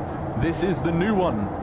This is the new one indeed. This is all the visuals here are done by Inibuilds, and the avionics, like the SIVA INS that we're using right now, is done by Working Title. So, and I was able to get up and in the air and into cruise relatively easily with these virtual checklists by the virtual flight engineer. Without ever having really flown this before, I was able to get up and running, yeah, with no problem. Well, you can go get this right now on the marketplace. This is available now on the marketplace. So one cool thing about the 707, guys, check this out. If you look in the external mode, you can see that all of the engines have these long, I don't know what you call them, engine pylons. You see how 3 of the engine pylons have curves to them, but the 4th engine pylon is a straight pylon. Do you know what the reason for that is? The reason is, I believe, is that there is it's like is it a generator or is it a pneumatic system? Where, no, is there 3 individual, I can't remember if it's either the generators or the I think it's the generators. I think it has 3 generators, but there isn't a 4th generator in engine 1. I have to look that up, but that's the reason why. They have 3 generators, but not 4. It's either generators or something else, but I just love that profile. I love that side profile. It looks like a 737 or a 727. The Boeing have not changed its nose design in so long. If you imagine, this was the first time you saw that nose design in history, and then they've been using that up until the 737 MAX. I mean, if you do this, you can barely tell what aircraft you're flying, right? It's quite interesting. Did they make a cargo variant? So this variant, Chipilot, is a kind of combi passenger and cargo variant. If you look on the side here, on the right hand side, there's passengers all the way up to about this window, and then from here up to the cabin is cargo. And actually, if I bring the camera round, will I see a cargo hatch? I will. Yes, I will. Yes, I will. You can see the cargo hatch there, right there. And do I have? If I go to the doors, yes, closed. See, it's closed. That will be my cargo hatch. We'll have to open that when we get on the ground in LAX. So, speaking of getting on the ground in LAX, how far are we along our course? We're about a third. We're about a third of our way through our flight. Okay. Let me have a look here. I think I'll grab this and wait for Ariel. Yes, Ian. That's my plan as well, Ian. I've got this, and I will teach myself how to fly the 707 on this while I wait for the Ariel one. Like the FSS 727 vibe. Yes, very much so. Yeah, I definitely want to give it a go. Would you say just as technically involved as the 727? Well, yes, because if you want to fly the aircraft without the auto flight engineer, you can, and then of course you're having to deal with all of this, which I will learn, just not right now. This is my first flight. But if you turn on the auto flight engineer, he's going to manage all of that, and he did it flawlessly. He did it flawlessly. He turned the APU on, he turned it off, he did everything he was supposed to do. I didn't have to touch that hardly at all. So I'm really impressed that out of the box, it's working no problem. Like the, let's see, one, I think, did you say this one is available now? Yes, Valron, this is available right now on the marketplace. On the it's at least the MSFS 2024 marketplace. Is this the same plane that crashed in Tenerife? No, it's the 747. Two 747s together. No turbo compressor out there, no. Was it turbo compressors, Kyle? Rather than generators I was talking about, maybe. Did they make a cargo variant? Can you show us the cabin and convince me to buy it? Yes, disabled. At once disabled. Okay, here we go. So, here we go into the first cabin section. This is probably for just crew relief. This is the crew relief room. There's a little empty place there. There's a toilet there. There's a little galley here. There is a door, and you do have some boarding lights and various things to click there. This is the cabin, the cargo section. Oh, we have cargo now. Oh, that was added visually whenever I updated the weight and balance at the beginning, because I first came through this cabin before I updated the weights and balances, and now we've got cargo here. That's so cool. The door is right here. You can see the lines for the door, so we'll open that up when we're on the ground. And then if you creep along here, you will get to, ta-da, the cabin. It's kind of funny that you could just open that. I'm sure they would lock that. I mean, when they have passengers in here, I'm sure they would. And also, the sunshades all individually come up and down, but there is also an auto sunshade button, so that all the sunshades on the sunshine sign, the sunshine side, close. Goodness me, my throat's starting to go. What a view! Oh, guys, look at that. Okay, I'm gonna have to set up some custom cameras here, guys.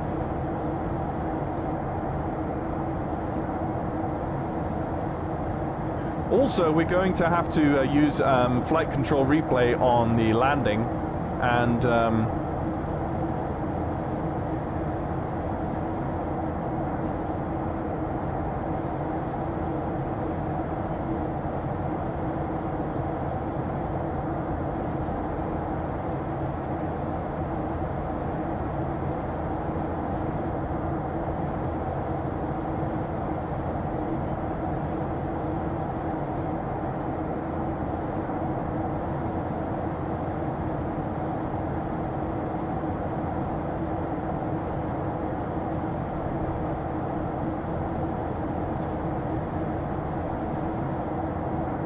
kind of want to. I'm gonna fake a bit of a. Or do I need to fake it? Yes, I do. I kind of do. I'm just gonna take an external view there and just do that. Oh, that looks so good. I want it more like. Okay, let's do that. So indecisive. What is that? What is that? I've got so much to learn. So much to learn.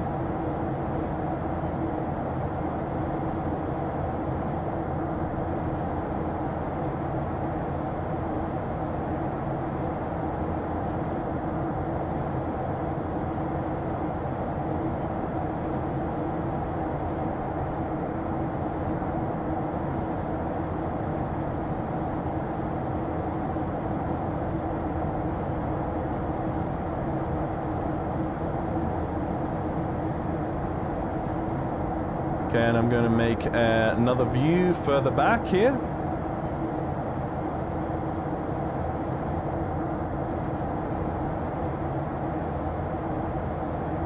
How much further back can I go?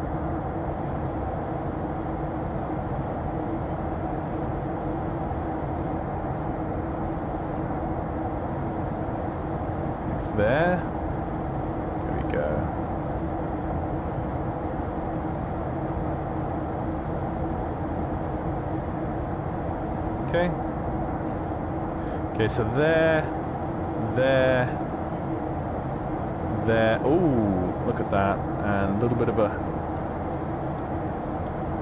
And then from here, let's go make a...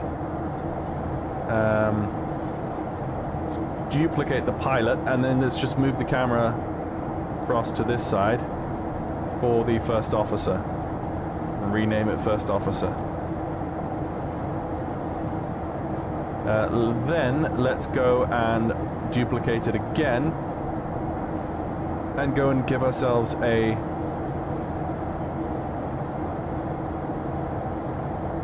let's just give the camera like there, flight engineer.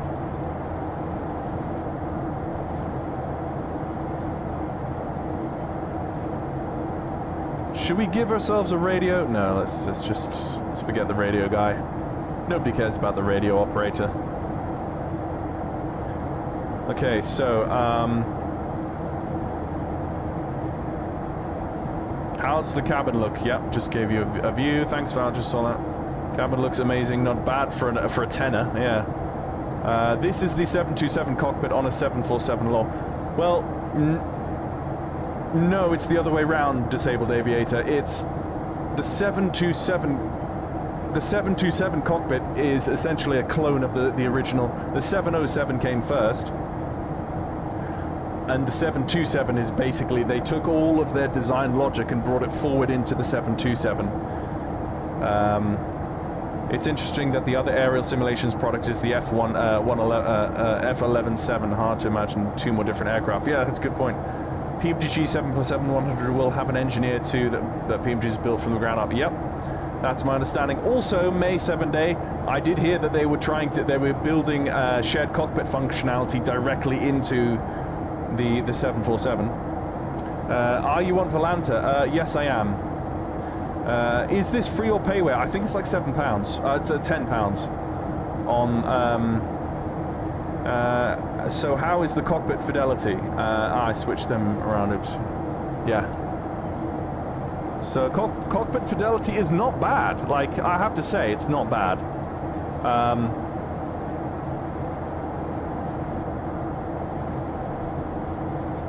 If I just move to the back here, could get like a... Oh, that's a nice view, actually. I'm going to do that. I'm going to add in a custom view for that as well.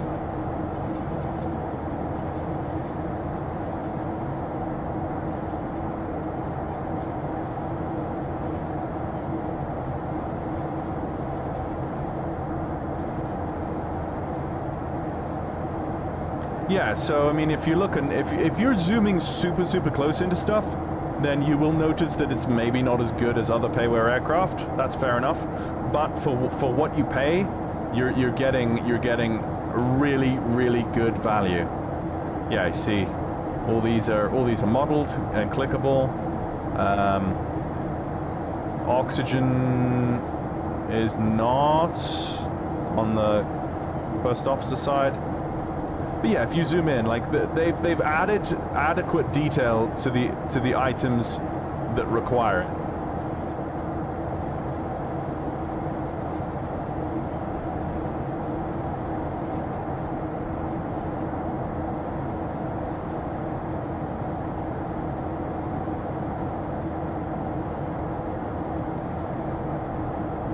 When we get into LAX, we'll use the DME 1 and 2. There's the water injection for like hot and heavy takeoffs.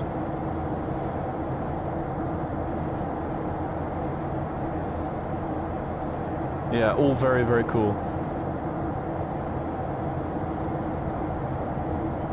Very cool. I love it. I'm actually going to go grab something to drink because my throat is starting to just die on me. So I'm about halfway through the flight now, I think. Yeah, about halfway through the flight. We've got, let me see, we've got an hour left to get to LA. So what I'm going to do is I'm going to just quickly go get a drink. I'll leave you in the cinematic view, and I will be back in a minute.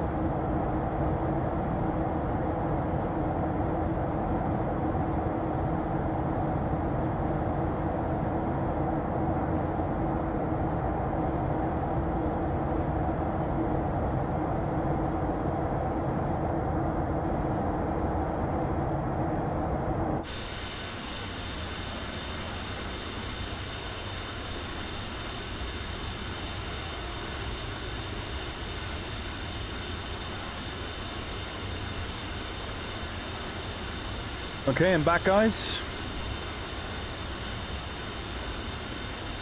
Let's see what's happened since I was gone.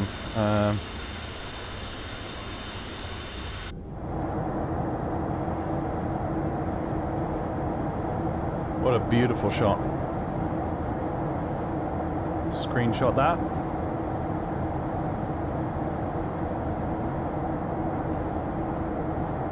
Okay, so in terms of descent planning, ooh, we do have a VOR. Oh no, it's a Vortac. Okay.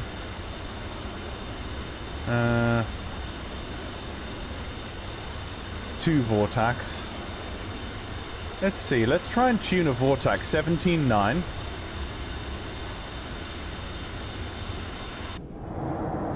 Let's try and tune 17.9 and see what happens.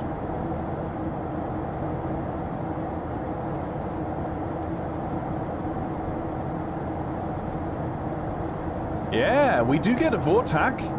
Okay. Okay, it tells us we're 16... Is that 10.5? Yeah, that's 10.5 miles away from that. Okay. Okay, we can work with that. This is, I believe this is VOR 2. Oh no, there's a dual VOR needle, so you can see the VOR 1 and the VOR 2 needle is inactive because we've not got anything on VOR 2. Let's see if we go to the next VOR. Let's go 15.4.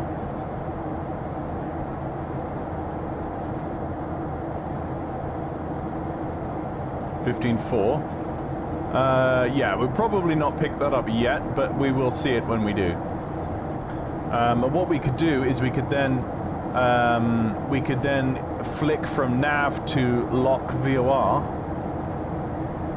HSI source.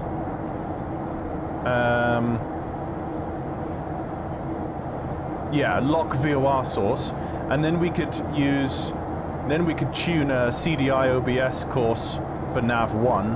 I think that would give us nav 1, and we could tune a radial and fly inbound on a radial. That's how that's going to work, I imagine. So I'm really happy. I think everything's just working as is, and it's. I was thinking about this while making a cup of tea. The aircraft so far to me appears to be very intelligently pitched, where someone who has not a huge level of understanding of vintage aviation can jump in and with the auto flight engineer get so much of the complexities behind him managed automatically, and it means it more than halves your workload when you just first getting to grips with an aircraft like this. So how do you find Flight Control Replay 6? I've not tried Flight Control Replay 6, Alistair. I've just got the embedded one, and I have I only have what is it called? Let me see. Desktop. It's Flight Control Replay for MSFS. I can't remember if that's not version 6, because that was an independent purchase for version 6 recently. I saw. I've not got it. What I would really like, and I cannot seem to be able to manage anywhere, is I would like a replay camera function that enables me to layer up multiple aircraft moving around at the same time in the same replay. So let's say I want to create some footage for my upcoming Exeter airport video. Well, I want to create some shots where I have like multiple GA aircraft movements or around the field, on the taxiways, on the aprons at the same time, right? So the way I would do it is I would first fly my primary GA aircraft, and I would do some big circuits, I would do some touch and goes, and then eventually come back and land. And then I would pull up a second GA aircraft, a different type, and somehow record myself as the traffic of the first flight, and record those two flights together and basically layer up. I think SkyDolly was the only app that I managed years ago to make it work with, but it was really jinky. And apparently the manual for Flight Control Replay says that I can do that too with Flight Control Replay. I was fiddling around with for hours trying to make it work, wasn't making it work. So if anyone could point me to a YouTube tutorial or somebody who's able to help me with Flight Control Replay to get that to work. The only thing that Flight Control Replay does for me is it records just one single aircraft, you know, the aircraft that I'm flying, and it does that really well. That's great. So for the approach and landing into LAX, I will do a recording for Flight Control Replay, and then I'll replay it back to you guys at the end of the stream so we can watch the 707 come in and land and touch down and taxi in at LAX, all without actually having to do that, and we'll just use the drone camera and go around and have a look at the nice views of it.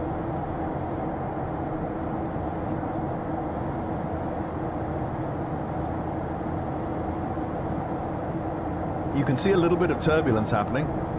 That's okay. So what have we got? We've got 51 minutes into LAX, and I need to start thinking about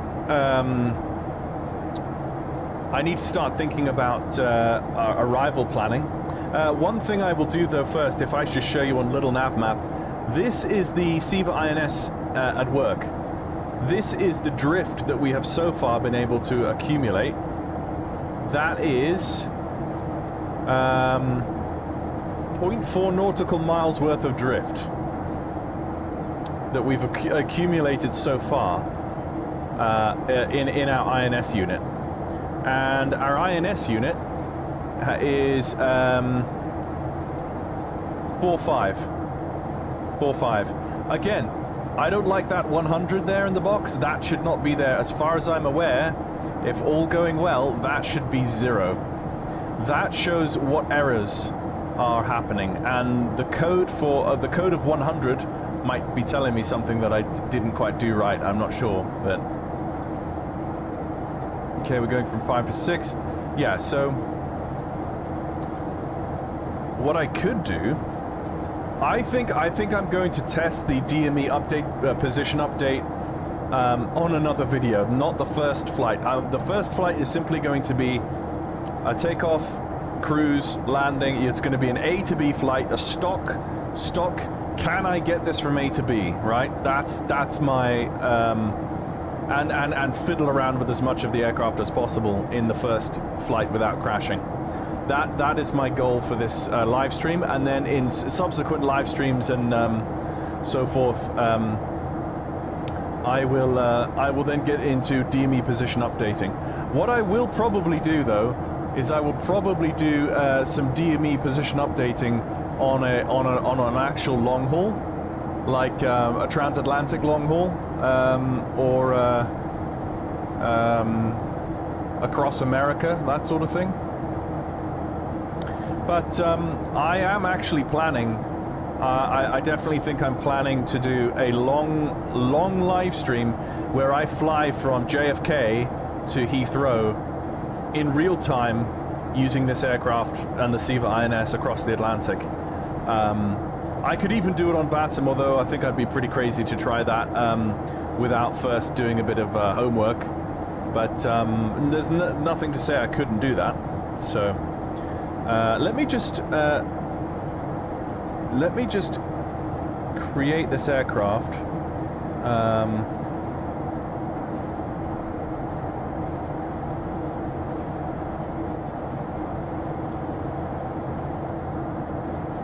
Aircraft image. Go.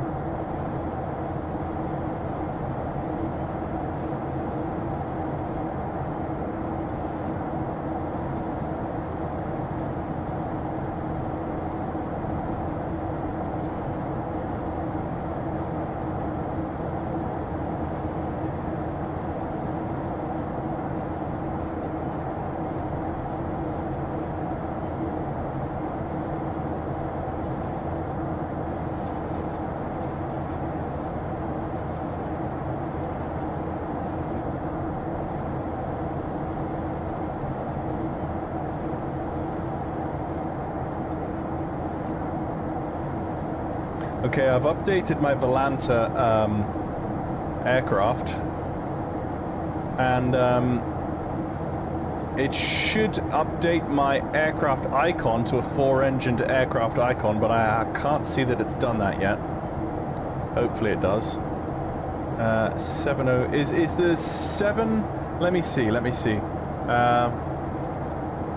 Boeing 707-320 Charlie aircraft ICAO code.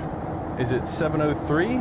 Yeah, it's a 703. Okay, let's go and update that B703 in.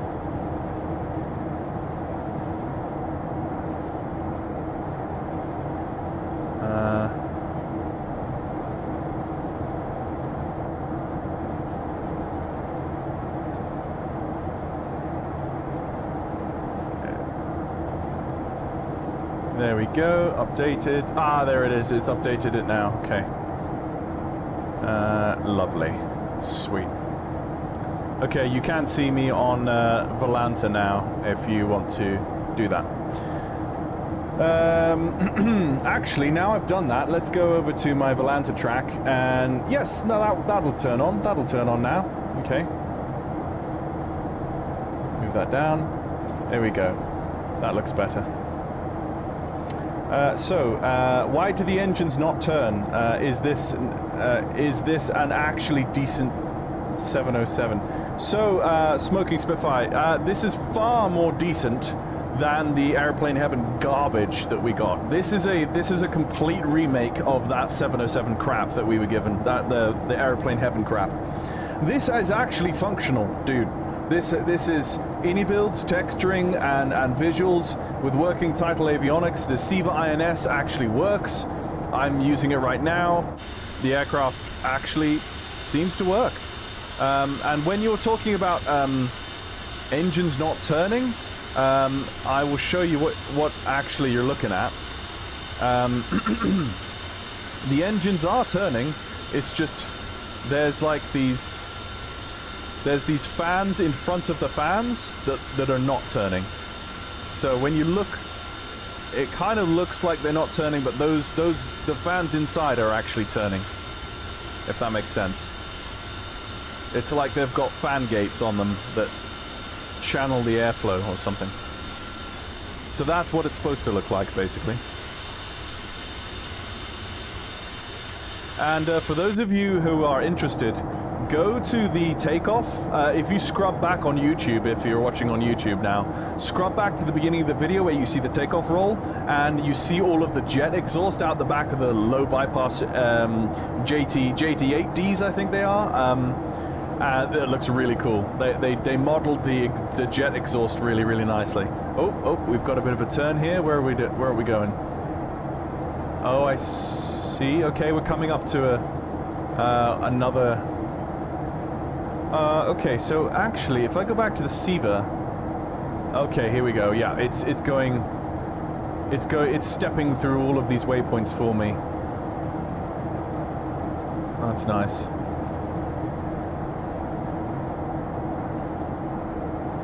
Okay, so if I go back to where is the last?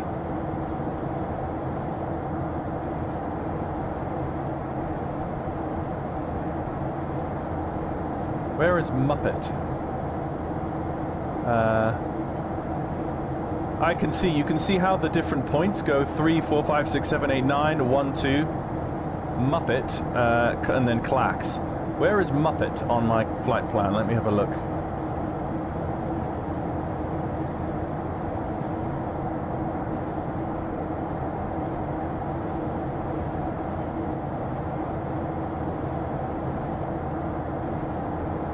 That's it.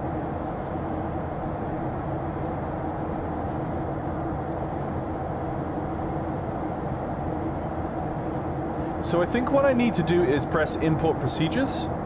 Yeah, there we go. That should... That hasn't brought in my star. That hasn't brought in the star. But then... It should have. It doesn't matter though, because I can always fly the star manually. we can sort that out as when we get there. So I'm not too worried. I can use VORs. It'll be fine. It'll look great, and it'll give us a chance to do some VOR navigation in the 707. So that'll be fine.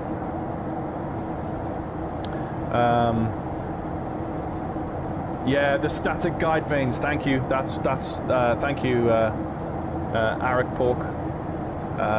They do turn. Yeah, first stage is inlet guide vanes. Yeah, thank you. I love having I love having people who know what they're talking about in the chat.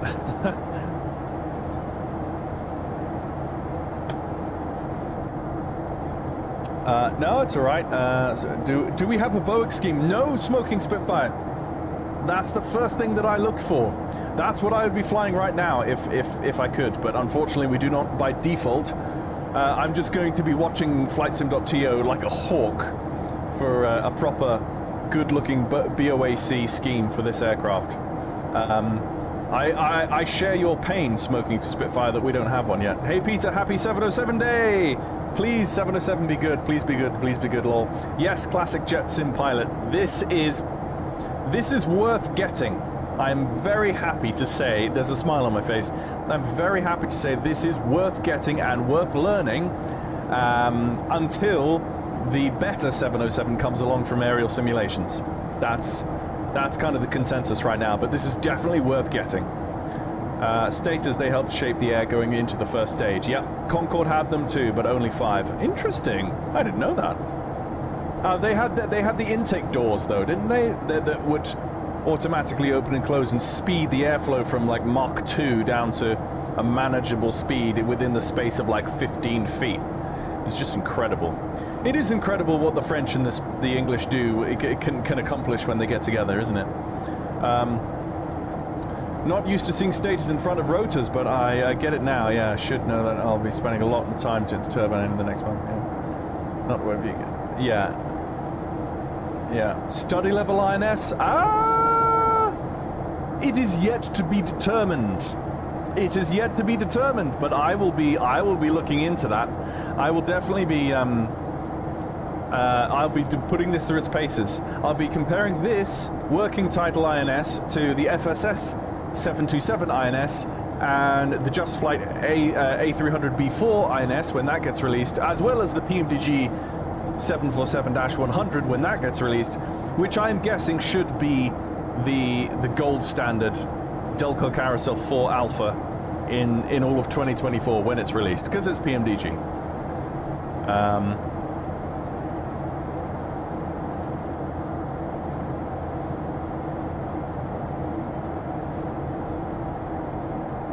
Isn't Nimbus making an amazing one for X-Plane and CGS making the Comet?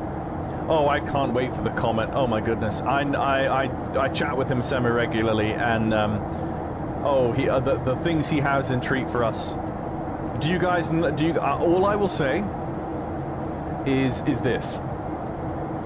Historic, accurate LORAN navigation in MSFS 2024.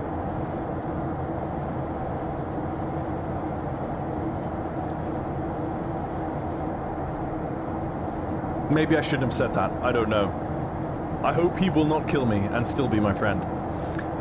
Has it got rid of the APU switch that was present near the AH engineers panel? Have they got rid of the APU switch? Where is the APU actually? Because, yeah, I mean the APU... I want to say, here it is it? Yes, auxiliary power unit. It's off, bleed valve start, discrimination, discrim. Yeah, so it's turned off. That's it right there. I will be flying the Comet a ton. My new job starts next month, so my sim is getting a revamp. Finally, turbine pilot salary. Nice. So I know LORAN. I feel bad. I feel bad. I probably shouldn't be saying this, but he did give me the smallest of sneak peeks, and oh my goodness. Yes. Oh, okay. I thought the 707 didn't got an APU. Maybe the original one didn't, True Casoda. Maybe the original one didn't, but by the time maybe I'm wrong, but by the time the 707-320 Charlie, which is what we're flying now, this variant, which was the most popular variant of the lot, I guess they now have one. So, and only this military C-135 Visions got one. Didn't he put the lore and stuff in the Discord too? It looks awesome. Maybe he did, and I'm okay saying that, but.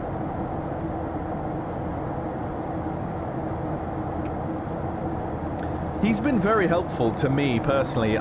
He's been giving me lots of tips on how to develop scenery, because I'm starting to learn scenery development.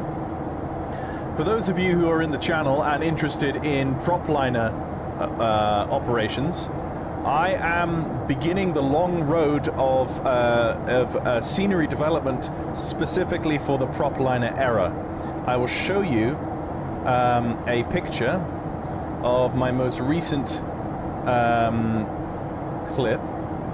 It is here. This is not, the aircraft is not mine. This is the Sim Outhouse DC-4 that's currently in production. But the scenery is Shannon International Airport from 1959 that I am developing specifically for prop liners and very early jets, because the 707 and the DC-8 both flew into Shannon in the very early 60s. So I'm probably, after developing the whole airfield, I'm going to come out with a variation that you could probably drag and drop into your community folder that adds in the updated runway and the ability to fly the 707 into Shannon International Airport in the early 60s. But it's predominantly going to be designed from the ground up for 2024 for prop liners like the DC-6, the Connie, the Stratocruiser, the DC-4, the DC-3, any of those mid to late 50s prop liners is going to be that. And also I'm gonna then hopefully set my sights on Gander in 1959, as well as Heathrow in 1959, and then eventually all the others like JFK and everything, you know.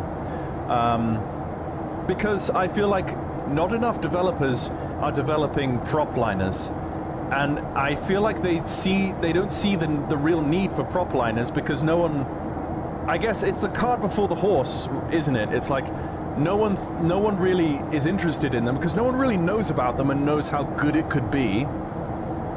So in order to foster some more interest in this field, we need vintage era airports so that developers can go, people need a prop liner to go there. Let's make them one. Build and he will come. There we go. But I mean, it soaks up all my free time, and it's a long road. So, but anyone who is a scenery developer, if they could help me, give me some tips, I would be very, very, very thankful, because it would speed up my workflow a lot. So, thank you. Please, if any of you know scenery developers who'd be interested in helping me out, please just go to my Discord and let me know. I would love to chat with some proper scenery developers, because I love him a bunch, but the developer for the Comet, he's an aircraft dev. He's not a scenery dev specifically, so there's some things I think I want to ask him, and I don't know that he might know. I'm not sure. So yeah, since you recently become a new dad, you clearly needed to add a new hobby to make to all your free time. Yeah. I also need money to live, so this is also another side hustle. What is your account name on FS flightsim.to? fs.to as in flightsim.to? I don't. You mean flightsim.to? I think it's just Mantok. Hello, Josh the Shua. Good to meet you. Thank you for joining. So at least according to a short Google search, most 707-3 Challenger did not have an APU, but some were retrofitted with one. Thank you for that information. That's helpful to know. I didn't see it as an option in the tablet, so yeah. In 1959, JFK would be Idlewild. Correct, Elisanor, thank you. You would know that, though, because you're a Delta DC-6 pilot. If you made vintage payware scenery, there could be a niche market for that. You have the passion. Yes, I definitely have the passion.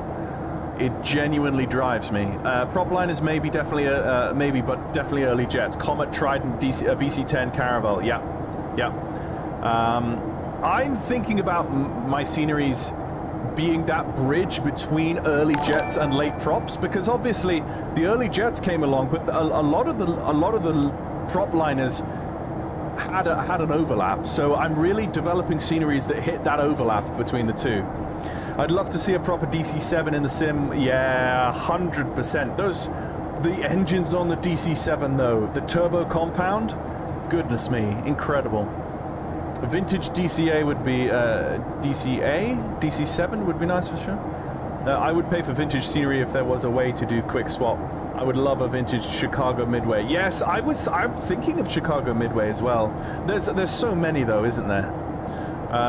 Also, it is also part of the issue is how much archive photos can I get of that time period. Thankfully, Shannon Airport has a bunch of archive photos, black and white photos, right in the 1959 time period. That means that development of the scenery for me is really good.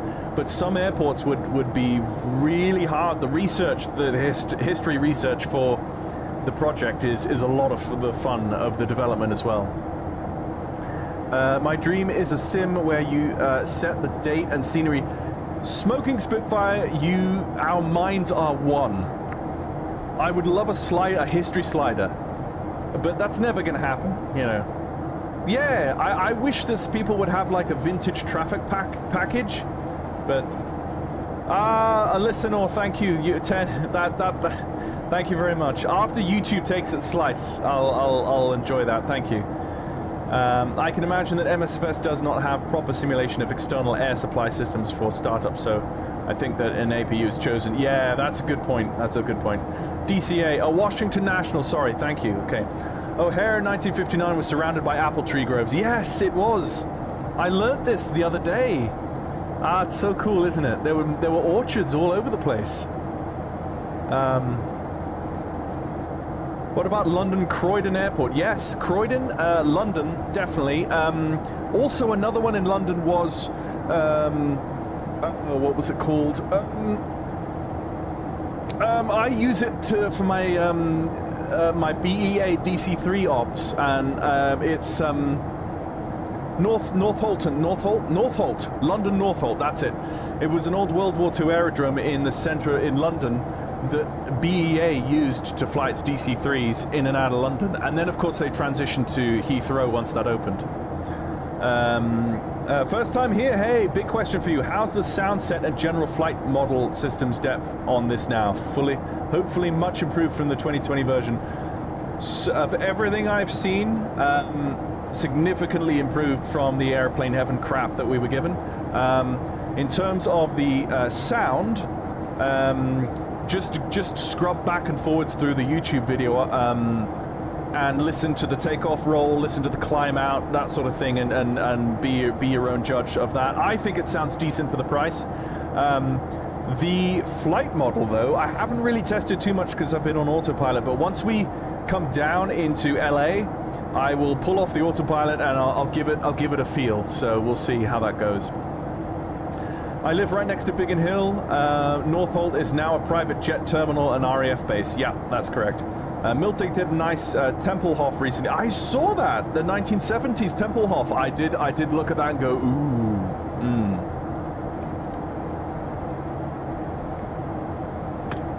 The 1970s Tempelhof would be a good one for the... isn't FSS helping develop the Russian 3-engined airliner, the Tupolev 114 or something?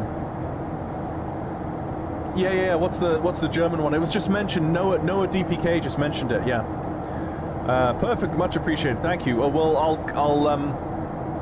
I'll mention you, James, later in the video once we pull off the autopilot. How far to top of descent?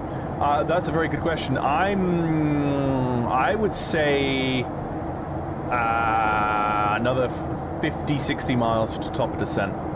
The TU-154M, thank you. Yeah, that does look good. The Tupolev, that does look like it's going to be an interesting one. I mean, if I did get it, I would definitely be learning a lot of the Russian routes. I mean, I know absolutely nothing about Russia in terms of aviation aviation routes, really. So that would be an interesting glimpse into aviation history that is a door that's been completely closed to me, really. I still don't get why things like the Trident get so ignored, or the BA-111. Dude, smoking Spitfire. The Trident would be a dream. I would love somebody who was worth them the money to do a Trident. That would be so cool. And the BAC-111. Yeah, how most people. The Trident was the first. Was it the first Cat 3 auto-land capable aircraft? You could land it in a fog. And also you could descend at like 11,000 feet per minute because you could put the reversers on in flight. It was incredible. I know we have like 15 A320s, 12 variants of the 737, and companies competing on the same type, making new interesting things. Yeah. Well, I think we're now in a bit of a. I think we're now in the kind of golden age of MSFS 2024, because now the developers have covered all of the popular bases. They're now starting to take more risks and bring out things like this and things that they're like, okay, all the important ones are covered. Let's now like go back into the catalogs and search for those things. I would love a VC-10. I would love a Trident. I would love a BAC-111. You know. The problem with MSFS 20, the problem with Microsoft Flight Simulator 2020 was that it came out and 2024 came out too quickly after 2020. So everyone jumped onto 2024 and then, so we never saw all of the good aircraft come out for 2020. They're only now coming out for 2024, I think. I'd love a BAC-111. Just Flight had a half decent one for P3D. Yes, I remember that one. Yeah. Maybe FSS might do something after the 727 now with the Tupolev. Yeah, that's true. Hopefully. Here's hoping. Tempelhof is pretty good. The overhang on the terminal is very cool. The satellite imagery on the immediate building surrounding it isn't the best. It has that shadowy spike glitch. Okay. Just tried to join the Discord, but it says the link expired. The one on your YouTube channel page. Oh, really? Okay. Well, let me put it in this. Let me put it in this live chat here. Let me put it in this live chat. Let me see. How do I grab that? Invite to server. Here's the link. Okay, for everyone who wants to jump in on my Discord, link is in the chat right there. The Trident got screwed over by engine availability and British government meddling. Yeah, the British government has a lot to answer for in our aviation industry. Goodness me, post-war aviation industry, we were leading with the Trident and the Comet and all of that. But we are probably the best country in the world at screwing ourselves over.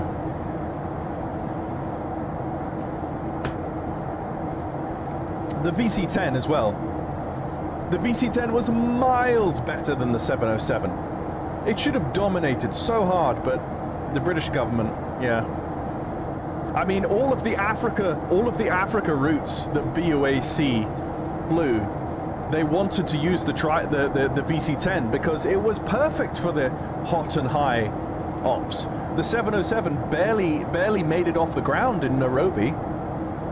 That's one of the places I want to take this on a hot day in Nairobi, and see and load up this aircraft and see if it can get back to Heathrow in one piece, because historically the 707 for BOAC was not the choice for places like Nairobi.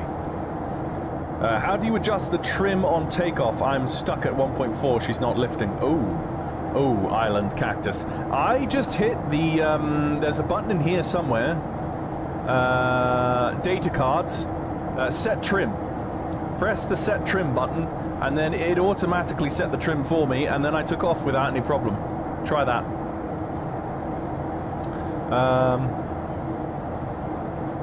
So, Kyle, worked, thanks. The whole falling out of the sky thing didn't help the Comet. I can imagine that doesn't help most aircraft, Alistair. A group I test for is actually working on the Comet. They made the J3 Cub. Yes, that's the man I'm talking about, Noah. Yes, that's my man. What's his name? Well, I mean, it's classic aircraft simulations. His name is Chris. I talk to him a lot about dev stuff. It's a bit out. It's a bit of a ways out yet, but I can definitely get you hooked up with a copy when the time comes. I think he'll probably hook me up with a copy as well. But yeah, thanks. Don't know if I'd prefer a VC-10 or an IL-62 if I had to choose. If I had to choose, I'd choose the VC-10, but that's just me. British state-owned airlines buying American planes and not British stuff with no support from the government. And meanwhile, the US goes blindly corrupt to help Boeing. Douglas. Yeah. Alistair, that was fixed with the Comet 4C, but by the time its reputation was in tatters, she was a great plane by the end of her development. Exactly. The problem was the British were first out the gate. We were the first out the gate, and we had to pay for that. We paid for being the first. And the 707, the Boeing and the 707 quietly learnt what was wrong with the Comet and didn't make the same mistake. And that's why the 707... there's an old pithy saying about that. Like the first hair across the road is the one that gets squished, and the second one watches and survives. Something like that. I don't know. Chris is a great guy. Super glad to have somebody as himself working on the Comet. Yes, exactly. So Chris has been such a help to me in my airport development learning. Yeah. Comet flew until the mid 2000s in her military guise. Yep. The thingamajiggy. I can't remember what it's called. How is the INS system compared to the FSS 727? I really want this plane. It seems to be doing what it should. I mean, I'm down to 5.5 now on the old accuracy gauge. So I think the British plane I'd like to see in the sim the most would be the Viscount. Yes, the Viscount. That's the Vanguard, the Viscount, and the Bristol Britannia.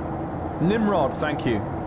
Oh, guys, it's like a trip down memory lane. Right, okay, now I need to, oh crap, I need to start descending. Right, okay, guys, descend.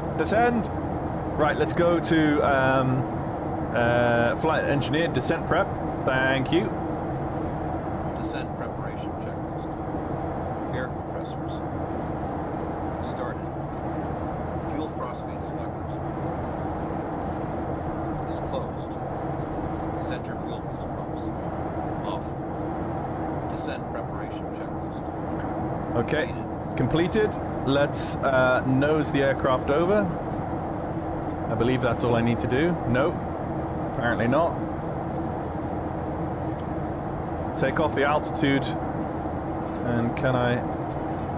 That seems to have done the trick. And at the same time, let's throttle back because we will be overspeeding.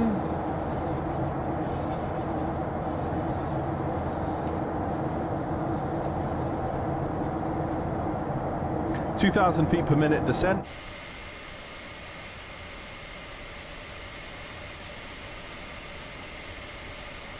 Oh, I have enjoyed this so far.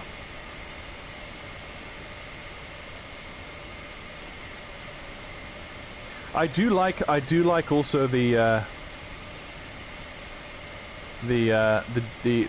heat blur out the back. The heat blur actually looks realistic.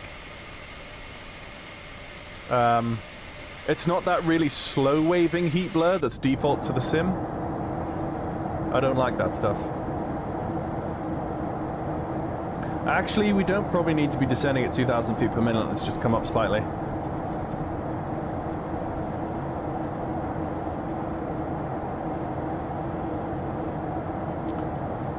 Let me see. Does it have DME position updating? Well, Helix Heart, I haven't tested that yet, but I really hope it does. That's probably going to be... So, this is my first flight. I'm flying from Renton, where the plant is, to LAX, and then I'll probably do my second flight. Maybe I'll do LAX to Honolulu, or I could do LAX to JFK, and then from JFK to Heathrow. Pan Am, I think, did both directions. I might do Honolulu, actually. So during the Honolulu, well, actually, there's no VORs. Yeah, there's no VORs. What I'll do is I'll do a flight from LAX to JFK, and during the flight in cruise, I will test the DME updating.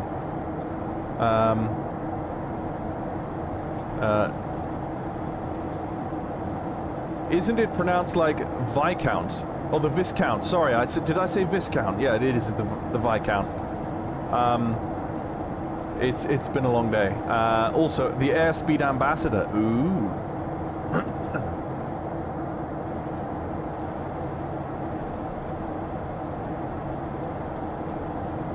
Yes, autopilot controls after the throttle. Yeah. I would love to see more Soviet aircraft hit the simulator too. It's astounding that FSS is the first real attempt to bring any of the catalog. Yeah.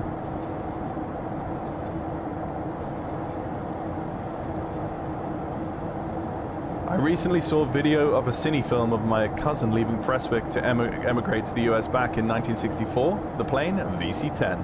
Yep. In military setup, the VC-10 had backward seats. My father always commented on that. Not sure if Civi ones did. I don't think it did. I don't think the Civi ones did, no. You'll be able to test from the factory to LAX too. Yeah, yes, I would be able to test from the factory to LAX as well. It's just that this first flight was more about just the base systems, seeing if there were any bugs, any of that sort of stuff. So far, I haven't come across one bug. So far, it seems to be bug-free for me so far, and all the systems seem to be working okay. The auto-flight engineer is doing exactly what he should be doing. Seems great. Are you on VATSIM tonight? No, I'm not. No, I'm not. Okay, so the last... Okay, let's just check. Okay, so I'm going to EHF, and then the next waypoint is Muppet. Okay, so from Muppet, yeah, I see. Okay, so from Muppet, we need to go inbound to. We could go inbound to. Where am I looking? We could go inbound to Santa Monica. Santa Monica VOR, which is 110.8. So let's put 110.8 in the box.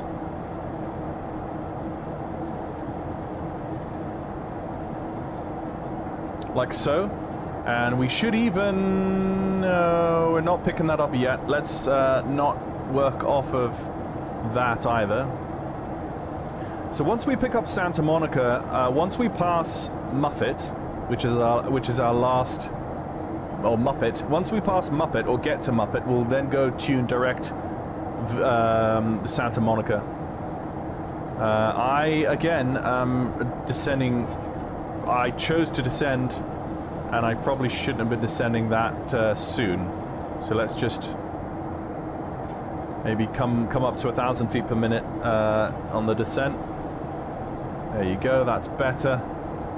1,000 feet per minute, roughly, like so. Just add a little bit more throttle back, so we stay where we should be. And we're good, I think. Yeah, for the price, I'm so far very happy. I'll be flying this a lot, I can tell. Definitely be flying this a lot. How does the FPS compare to the other aircraft? Fine. It seems fine to me. FPS seems great. And I mean, I don't have a new system. If you go to my YouTube About page, you'll see my system is not a new one at all. I've got an i7 8700K and DDR4 RAM.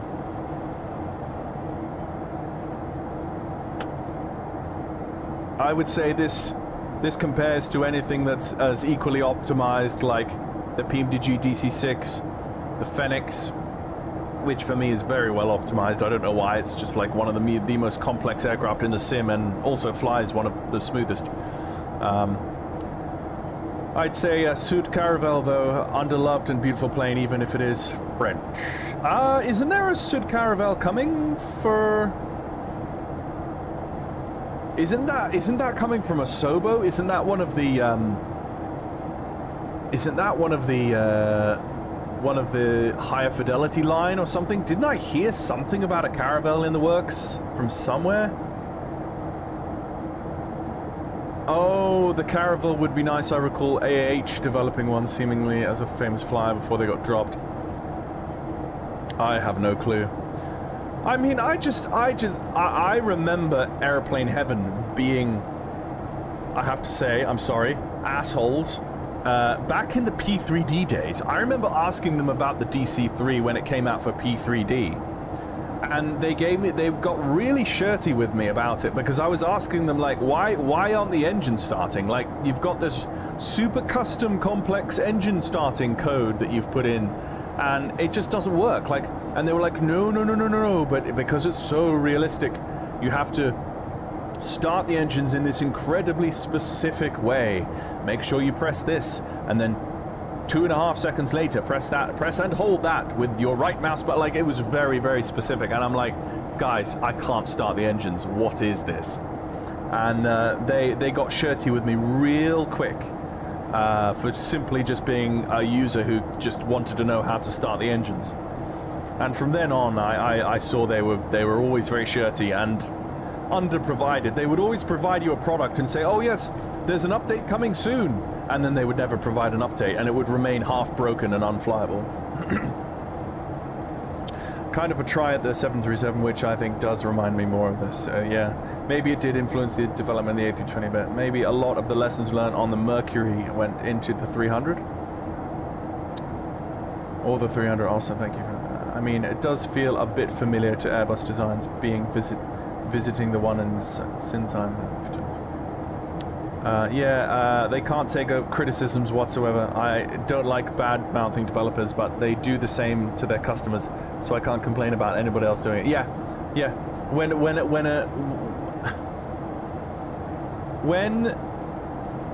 a provider bad-mouths, when a provider bites the hand that feeds them, you've got to ask some basic questions about whether or not you want to buy their products.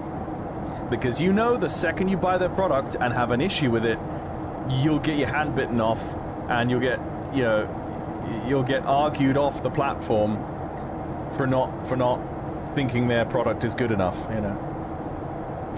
I remember, I think they made a P38 I bought at Flight Sim Now. It showed as bad as disappointed. Yeah, I had the same issue with.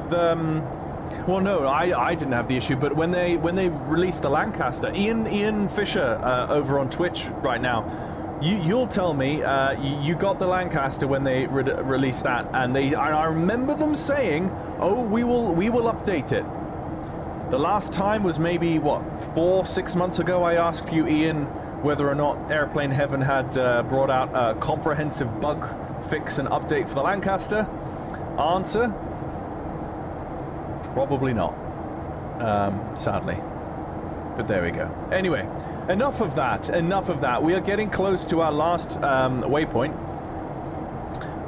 Let's just have a look at what our man did. We have done the descent prep.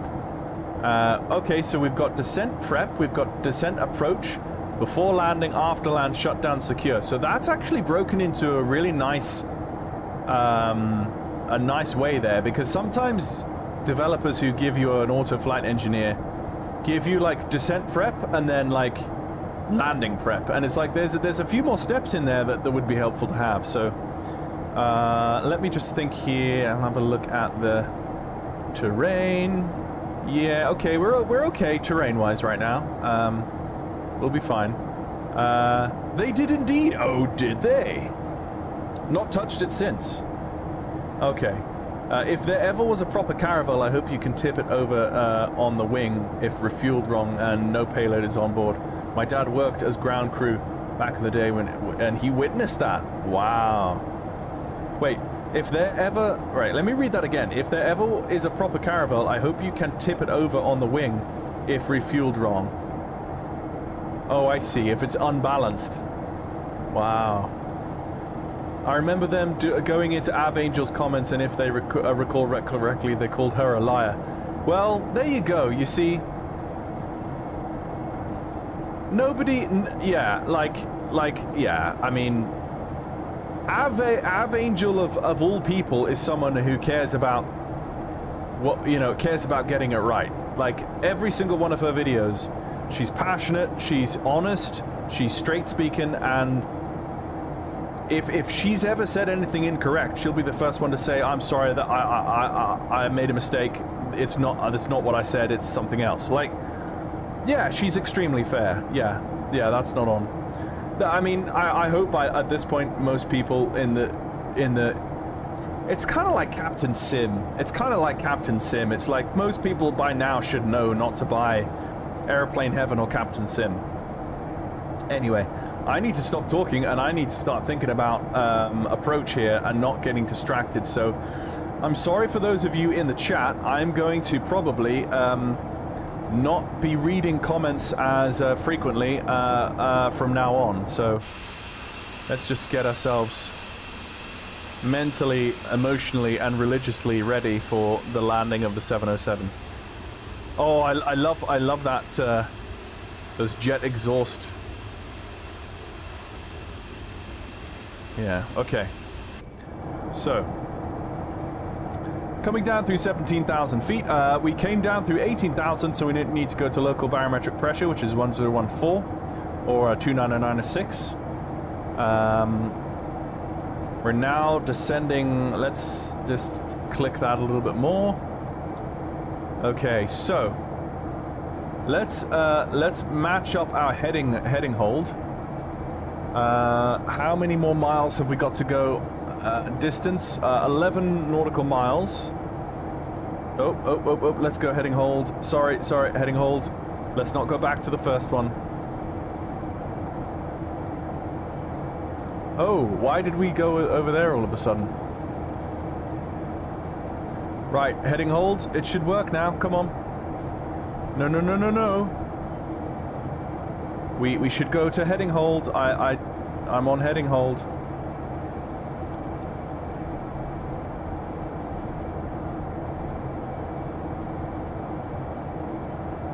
Why are we turning? Okay, we're turning for some reason, and I know not what. Oh, why? Oh, okay. Now it's responding. But now we're in the right place, so we might as well just kind of do that. Okay, so Santa Monica is 10.8. Oh, it's a range of 40 nautical miles. Okay. But once we get it, we will we'll do an inbound radial. I know it's going to be in this direction somewhere, so I'll do that. And I'll just come to the right a little bit more. Coming down through 16,000 feet. And yeah, once we're 40 nautical miles out of Santa Monica, we can do an inbound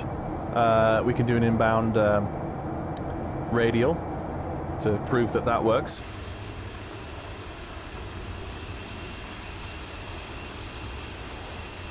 Let's just do the undercarriage view.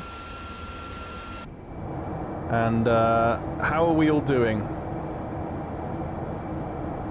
Okay, hope all is well. And yeah, I'm sorry guys, I'm gonna just let you all chat in the comments by yourselves, and I'm gonna focus on flying the aircraft now. So the descent approach checklist is the next one. What we need to also do is we need to go to the data cards and go to the landing. Minimum runway length. Okay, so the minimum runway length is going to be, we're going to come in 24 left, is that 10,855. Oh, how do we change that? Field elevation of LAX is 128 feet. 128 feet. Oh, I see. Yeah. Oh, yeah, we've got tons of space. Yeah. That's just quoting the minimum runway length needed. Okay, flaps. Flaps. Say, runway condition dry. Flaps 50. Bug. 127. VREF 122. Go around EPR. Okay, set bugs. Nice. Okay, so the go around EPR is set. That's all really nice. I like that. Okay, sweet. Cool. Wind correction 5 degrees. Ground. Okay, right. That's done. We have not got. We have not got the VOR yet, but it should be sometime soon. I'm hoping. Let me just go and get the range of that. Yeah, we'll get it soon. We'll get it soon. Okay, I can see where we are. Oh, this is going to be cool. So, let's see. What am I looking at? Okay, coming down through 14,000 feet. We could probably nose forward a little bit more now.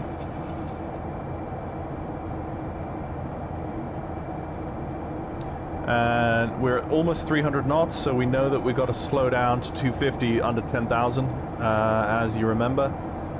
Any minute now, we should pick up the Santa Monica VOR. Let's just, yeah, continue descending down. Oh, there it is, there it is. Okay, so let's go nav.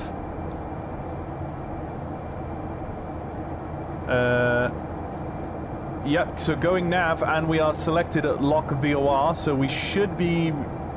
The radial should be... Let's go back to nav. VOR lock. Is that? Maybe that should be VOR lock as well.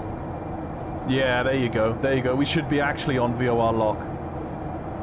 Okay, coming down through 13,000 feet. We are continuing to accelerate, so let's just pull the power back a little bit more. And, yeah, relaxation...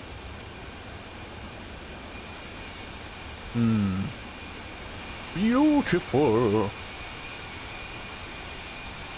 Just take some screenshots.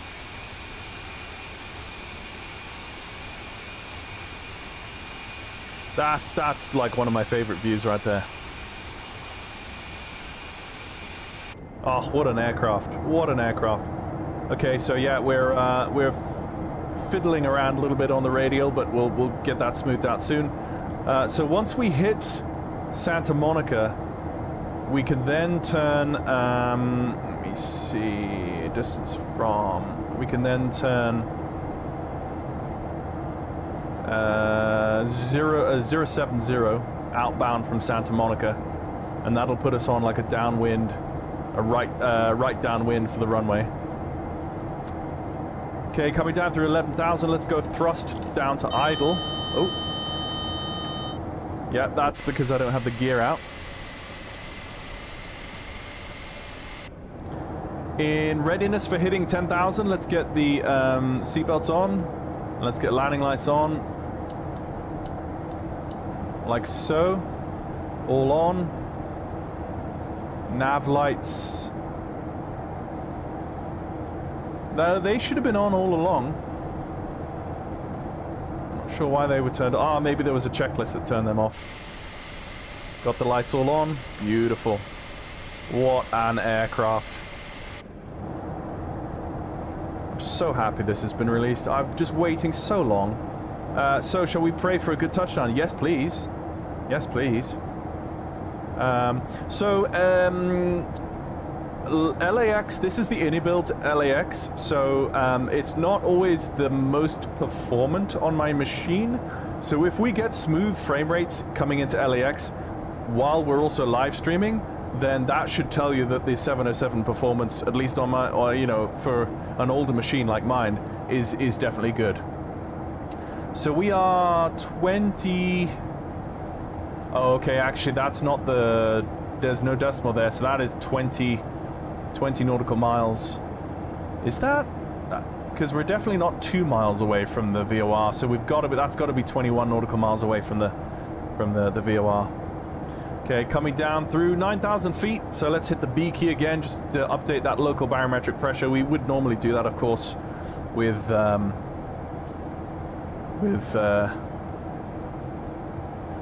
ATIS, but you know, we're offline. So okay, we have life stretched out before us. We have LA in all its glory. We've got look, we've got Van Nuys Airport over there. We've got Burbank. We've got and then way over there we've got up in the mountains, like in that direction, we've got Agua Dulce. We've got Santa Monica ahead of us, and then we've got Malibu kind of off to our right hand side. And we're going to come down into Santa Monica. Santa Monica is just north of LAX. We're going to hit the Santa Monica VOR and turn left, heading 070, and we're going to line ourselves up for the approach into runway 24 left for LAX. That's just my made-up vectoring.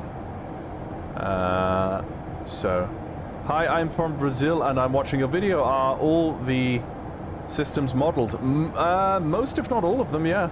Beware, those are miles, not nautical miles. You know what, Philippe? I looked at that and I was like, you know what? Oh, whoops, sorry. I looked at that and I thought, I hope that's nautical miles. But I guess that's probably just miles. Oh, I am overspeeding. Okay. Let's try. Oh my, look at those. Look at those for speed brakes. There's actually not much speed braking happening there. You kind of wish there was a bit more speed brake, but I guess not. We are 5,000 feet. Let's actually just flatten out because we do have a ridge ahead of us. Just here. 1,000 feet in the descent. That should be fine. 2,000 feet to go. Coming down through 250 knots, which we should have been underneath anyway. And if there's a manual for this, which I hope there is, I've not read it, so I need to go after this flight. I need to go and read the manual, and I'll probably learn a bunch of stuff that I never, you know, should have known. Okay, let's bring in the old bad boys.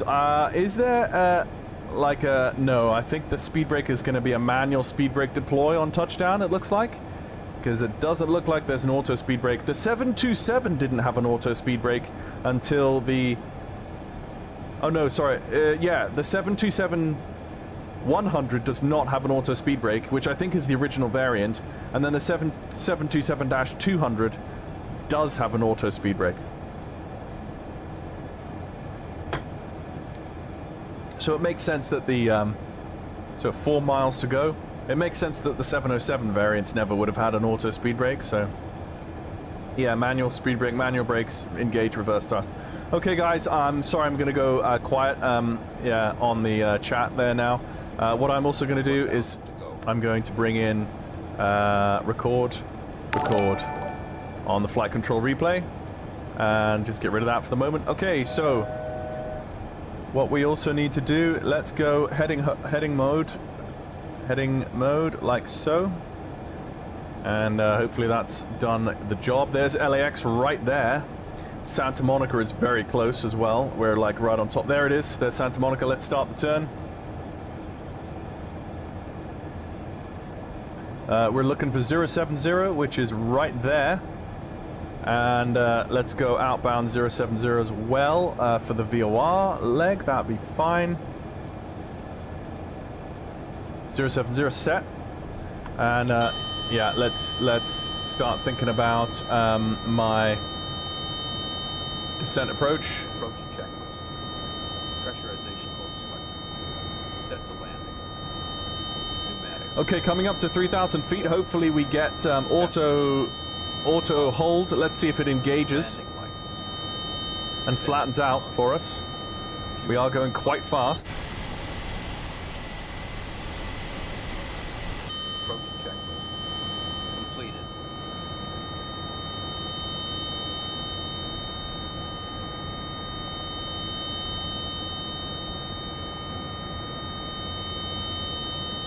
Yep, no, it by itself, it's leveling out by itself. That's nice. Okay, I'm quite fast here, so we've got to slow down. Let's get.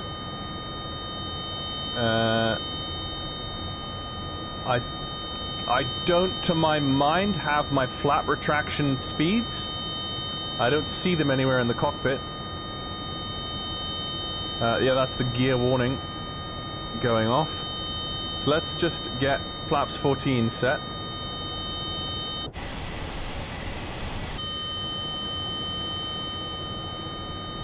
Okay, so let's actually now get the VOR, sorry, the ILS, which is it's going to be 11.7. Let's put 11.7, and the set flaps 25. Okay, he's actually given me that call out. Let's go 252. Glide slope aligned.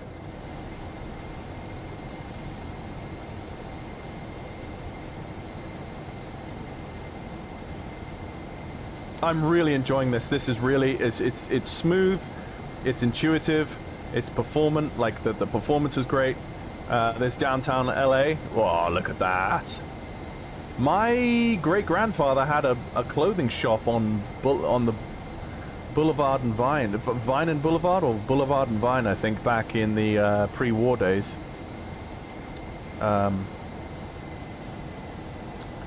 Okay, this is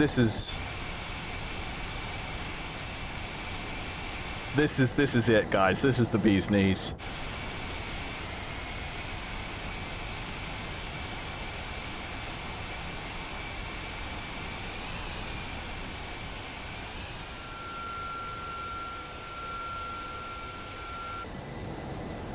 Okay, so we're above the glide. Let's turn in. Let's do a 90 degrees to the right. Like so. And then continuing just to...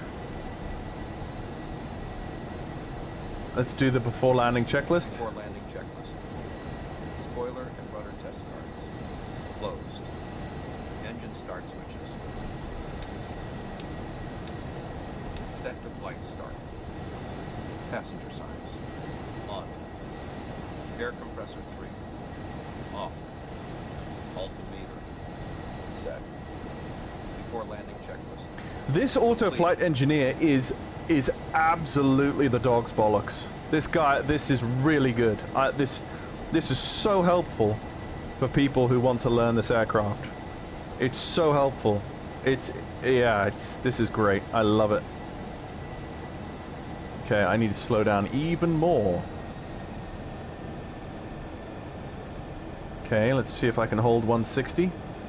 Okay, so we're going to turn in. Like, let's go 220. And then let's arm the approach, which is glide slope auto. Like that. Localizer alive. There you go. Localizer is already alive. So let's get on that. Yeah, you can see the VOR lock is done, is green on both sides, and the next thing we're waiting on is the glide slope. Look at that. 165 knots. Set landing flaps. Set landing flaps.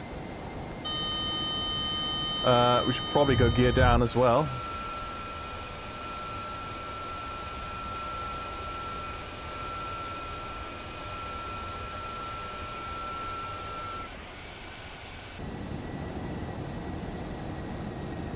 Go landing flaps.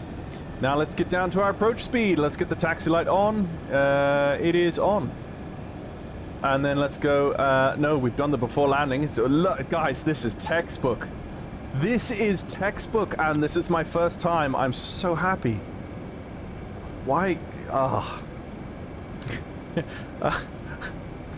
Oh, lads. Look at this. Look at those flaps. Okay, we're going to look at things after we've landed. Stop getting distracted. We need to do a good landing here. Look at that. Okay, four greens, and we're close to our approach speed. Yeah, let's just watch this ball here now. You see, this is where all you need to watch is this now. All of these other instruments fade away as you get closer to the runway. All you need to do is watch here, because you have your fast slow cue. You know you're on speed. You know you're on the localizer. You know you're on the glide slope. You see, that's all, and you know your attitude. That's all you actually need. So this is a really cool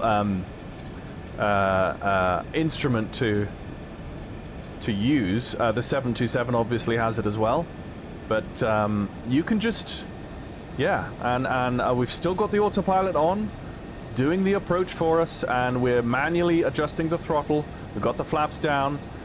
This is just like a 727, really. And I manage the speed, and I used to do this in the Dash 8 for years. You manage the speed, you use the speed to adjust the pitch of the aircraft. If you're too nose down, then pull the power back, the nose will raise slightly, and you want to just fly the approach with a level nose until you just about get maybe 500 feet, 400 feet, and then you pull it back ever so slightly, and then the aircraft will be in a slight nose-up situation. That's a really weird-looking building over there, but... Oh yeah, I'm a bit too fast now. So let's just pull it back. Look at those engine plumes. Look at those flap surfaces. My goodness. I mean, talk about flap surfaces. Look at the wing flex. I can see the wing flex going on.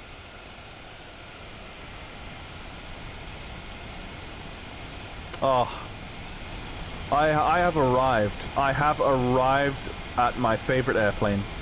No, I can't say that.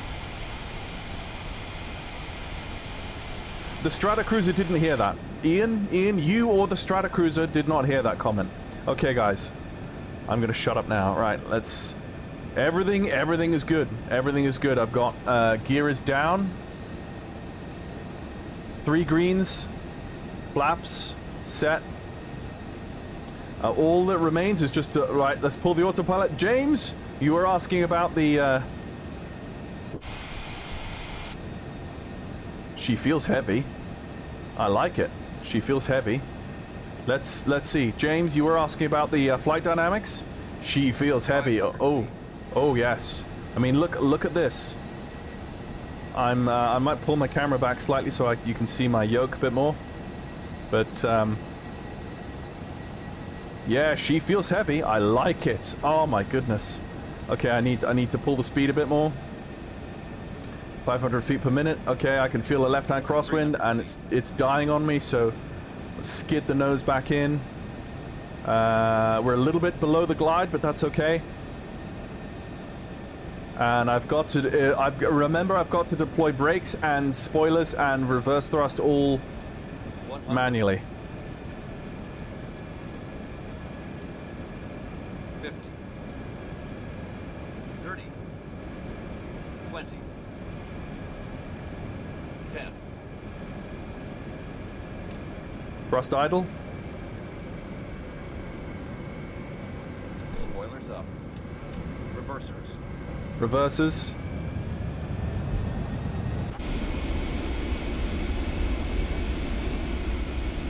Woo! Wow. I'm in love.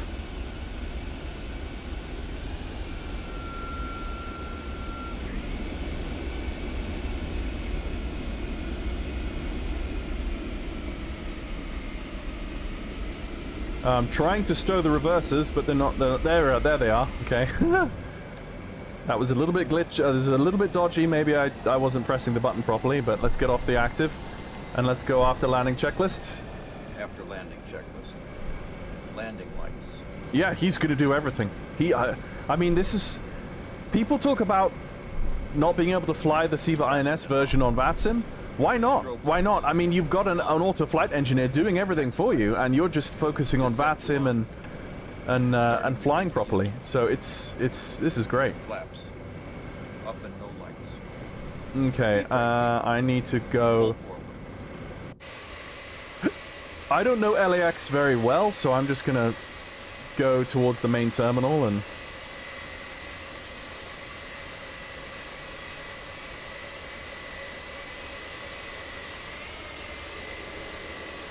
What a joy. What an absolute joy, and what a lovely aircraft after such disappointment from Airplane Heaven. Asobo seemed to have really hit the correct... And I haven't come across one bug yet. Like, at all. Where are the bugs? They are not here. Just there aren't any. This is kind of... like... Guys, just don't, there's no argument. Just go out and buy the thing. It's not expensive, and for what you get, this gets you into early jet aviation, working a SIVA INS. This will get you proficient. This will get you getting used to SIVA INS long haul flying in time for the PMDG 747-100. And the higher fidelity version of the 707. This is a 5 out of 5 for me. Genuinely, I'm gonna do the approach view as well. So we're gonna stop up on the ramp, and we're not going to turn the engines off. We're just gonna immediately go and review our track file. But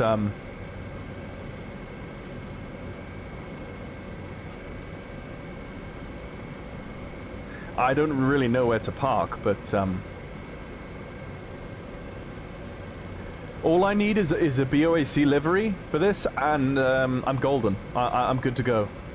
This really is a joy to fly, and I really enjoyed this. I can't. I'm a bit of a loss to what to say, because yeah, I think I've said everything I have already in terms of. I think this is great. I mean, obviously I haven't flown it in the nighttime, I haven't flown it in the rain, I haven't flown it across, the Atlantic. I need to test the SIVA INS DME position updates, but there's a lot for me to do in this aircraft. But from a first flight impression, just go out and buy this. You will not be disappointed. You will not be disappointed. I mean, everything that we hated about the Airplane Heaven 707 is, I feel, for the price, completely reversed in this.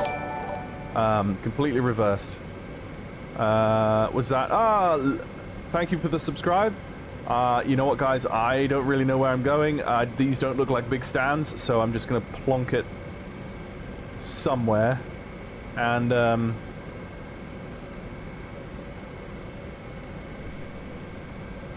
I also kind of like the up and down bounce a little bit. That's kind of cool. You know what, guys? I have no clue where I'm going. These are not big ramps, so I'm just gonna throw it in here. The FPS is now getting a little bit stuttery, but again, that's because I'm in Inibuild's Los Angeles. But she's managing. Oh, guys. Look at this thing. She just looks so beautiful.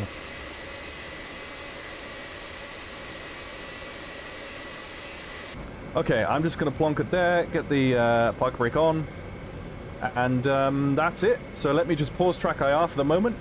Let me let me go and complete the flight on Volanta, end flight, and get rid of that. And let's get rid of that as well. Let's pull up this. Okay, so let us go to flight control replay.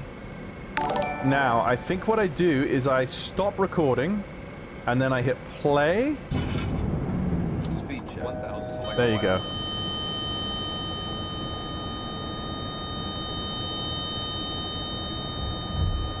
There you go. So... okay, here we go. Okay, right, so this is... let's get like a nice cinematic...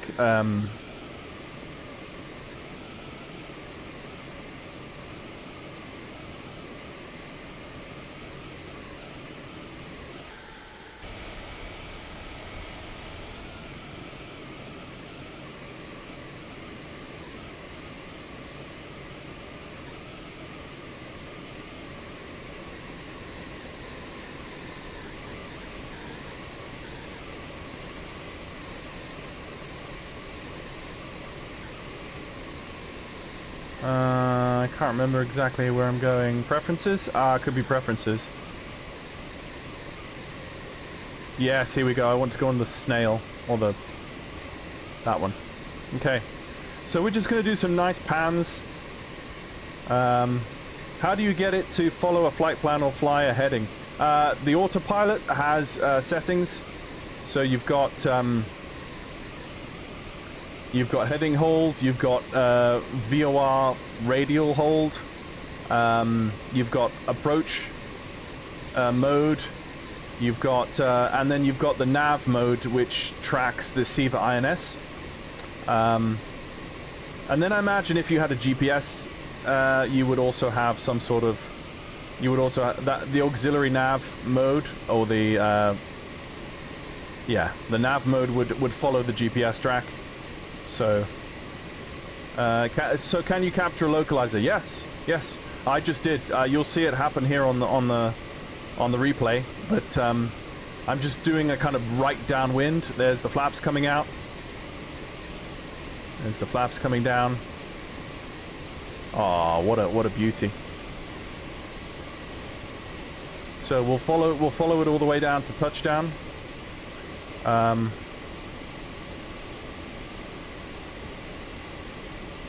Yeah, you can definitely follow a localizer. You can follow a glide slope. You can so you can do a proper ILS approach. I mean, look at that shot there. Beautiful. Look how long those things are. Also, I wonder when you really put the thrust in, those doors should open up really wide on the front of the engine nacelles.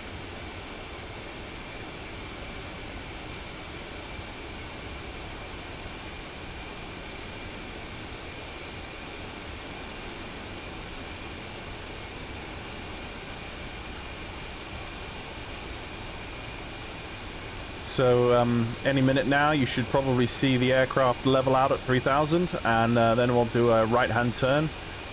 And then another right-hand turn onto the ILS for LAX.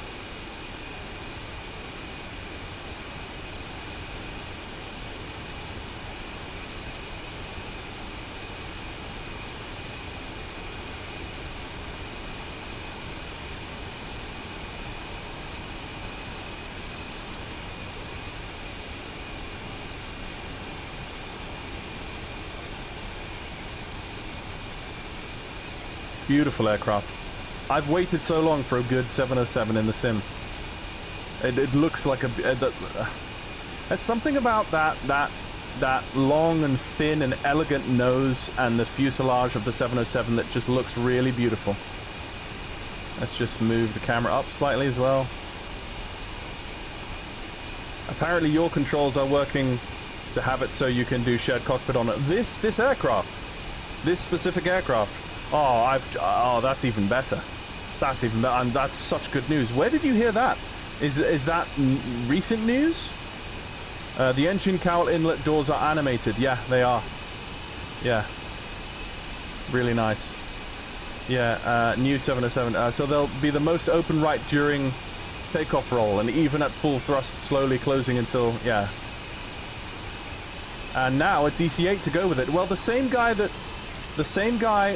did the DC-9, Sky Simulations, I think he is. I think he's planning on doing a DC-8. Whether or not that's going to be any good, we don't know, but we'll see.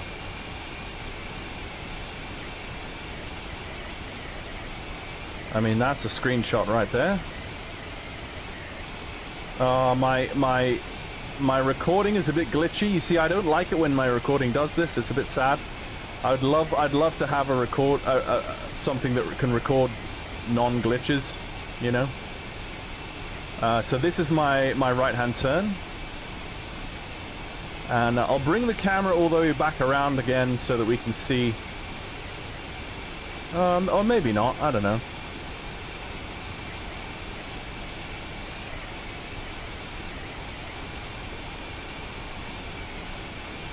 Have you used the Synaptic 220? No, I haven't. I don't feature modern airliners on my YouTube channel. I only feature vintage airliners and general aviation aircraft on this YouTube channel. Oh, sorry, I see you're watching on Twitch. Okay. Oh, that's a shot. Oh, look at that. Also, this is like one of the only aircraft that has a spike on the tail. One of the only Boeing aircraft that has that spike on the... very characteristic spike on the tail.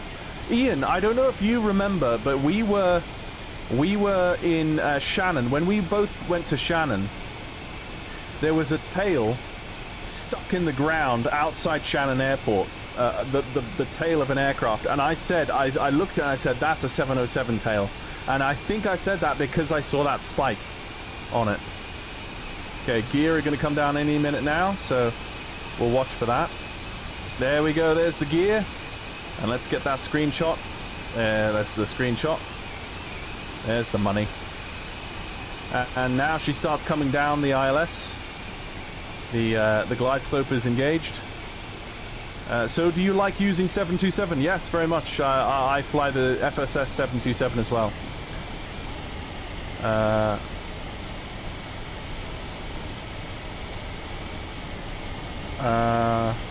Did some in-depth stuff in setting up reverses, etc. in the Bravo, which I found very useful. Okay.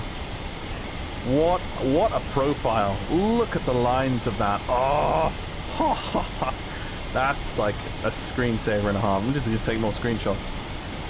Let's come back around the other way now. What a beauty. What an absolute beauty. So I think I'm right in saying the next flight I'll do in this is going to be LAX to JFK.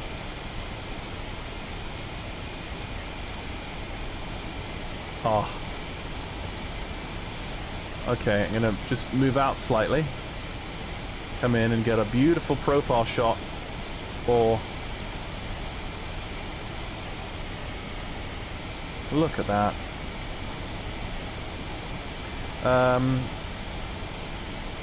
You need to set D10 button or decrease. Ah, yes, that's why it didn't come out of that's why it didn't come out of reverse thrust for me on the ground for some reason. Look at this. I have to say, guys, this is... It's just so beautiful. I know I keep saying it, but... Oh, they've done such a good job. They genuinely have done a really beautiful job in the modeling and everything.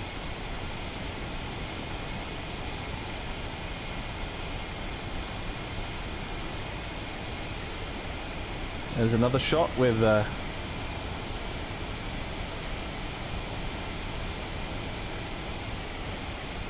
coming down the ILS.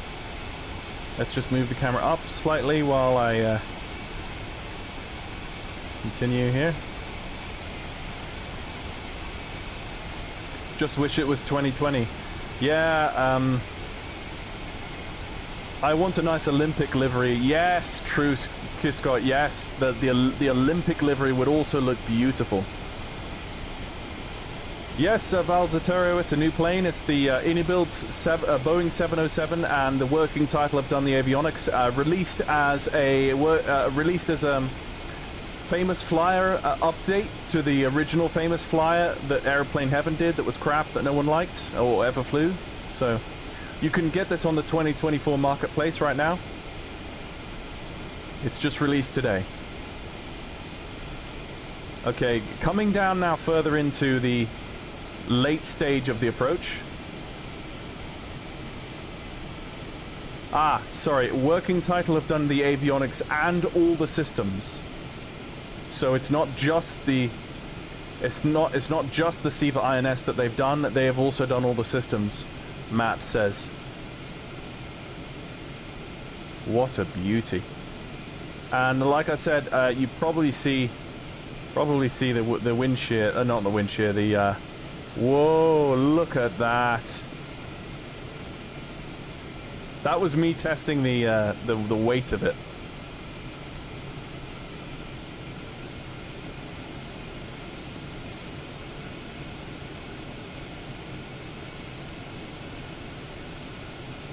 Let's get that shot.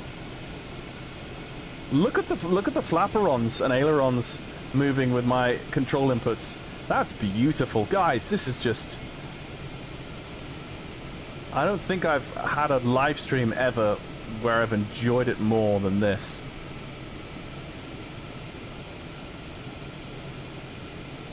Okay, let's get my camera view down ever so slightly.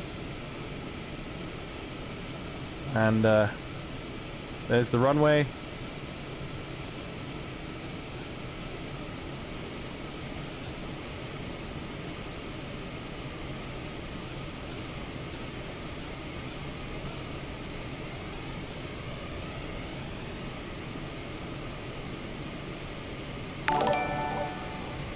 There we go. I call that fair. Okay. Speed brakes up. And reverse is normal. So the reverses and the speed brakes work in... look at that. Yeah, it's a bit glitchy with the loading in LAX as well. Wow. Beauty.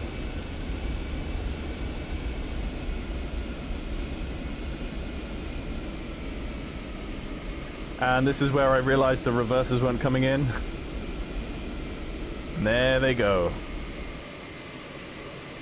And then...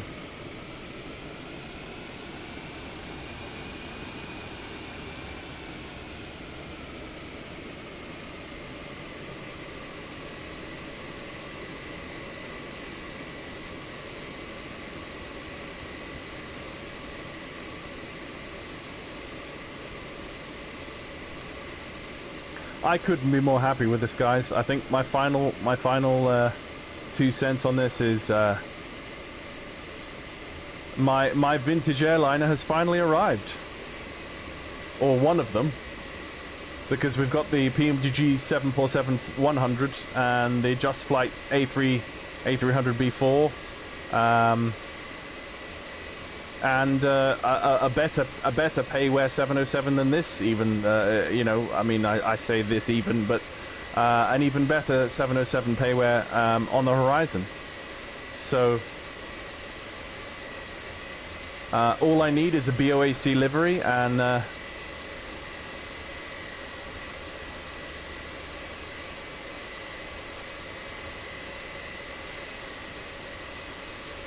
it still bugs me that the one pylon for engine 1 looks different on the others.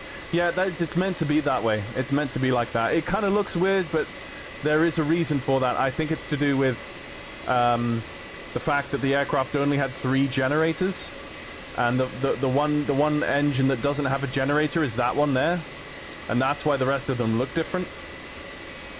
Classic Jet Sim Pilot, thank you for the stream, Peter. Can't get home quick enough. Yes. I know. There's going to be a lot of flying from me in the days to come on this. Is it included for free in the Aviator 2024 version? I don't know. It's a good question. I know that this is true to life, and the real one had it as well. But still, yeah. But still, I know what you mean. It's kind of, it just looks weird. Yeah, I know what you mean.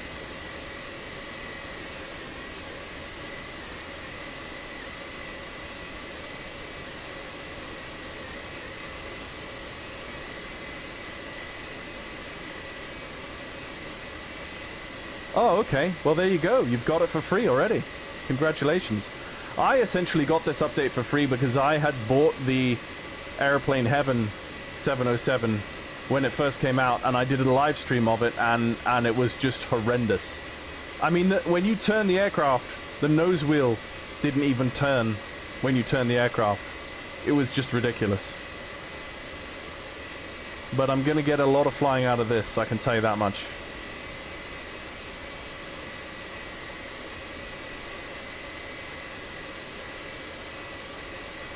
Alright, let's...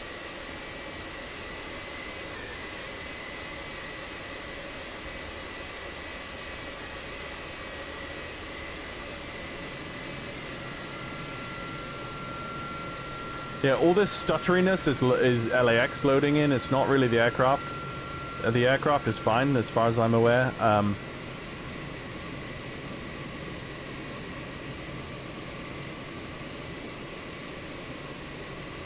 Just grab like a...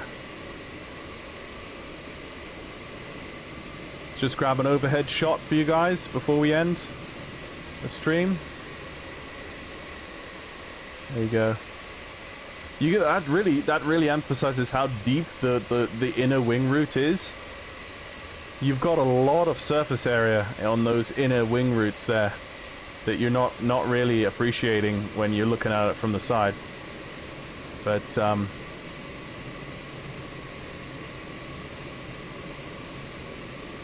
great stream, as always. See you on the Discord. Yes, thank you, Alistair.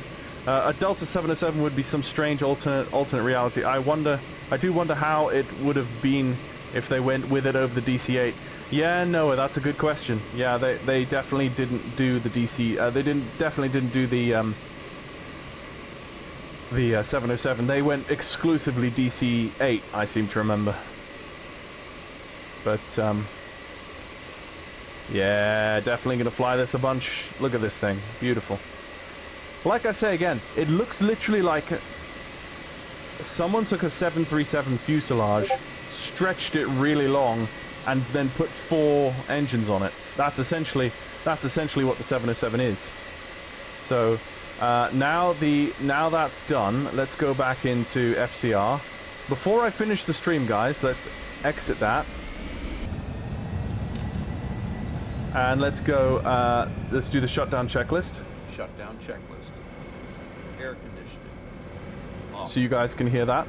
Engine 2, 3, and 4 turbo compressors. Set to off. Anti-ice switches. Oh, turbo compressors. Off.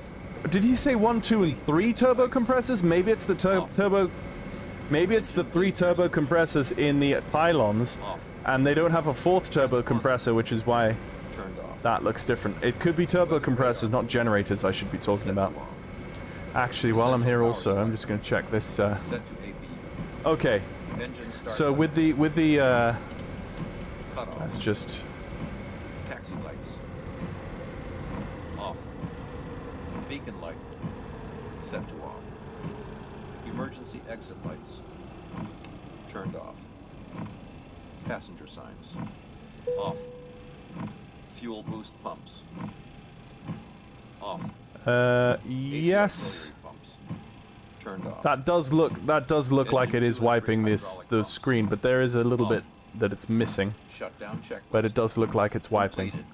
So confirmed that the wipers do indeed seem to wipe. Okay, so that's all done. Let's go secure checklist and hit Secure aircraft checklist. run. Crew oxygen. Off. APU generator. Off. External power. Off. APU master switch. Off.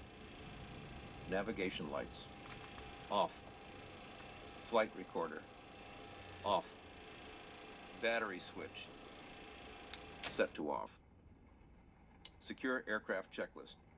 Completed. Guys, I have to say, the auto flight engineer has done a flawless job. I'm really impressed with this whole thing. He's done a flawless job. From startup to shutdown, he's done exactly what he should do. So what I'll finally do, guys, is I'll go into the menu and I'll show you the three variants just before I finish the if I go free flight, go into here. Combi. Oh, it says combi. I wonder if I can get a non-combi version. Oh no, they all three say combi. So combi, combi, combi. So you've got the GNS, you've got the UNS-1, LW, and then the INS, which is of course the one that I chose. But I wonder if because it says combi, I wonder if there's a non-combi version.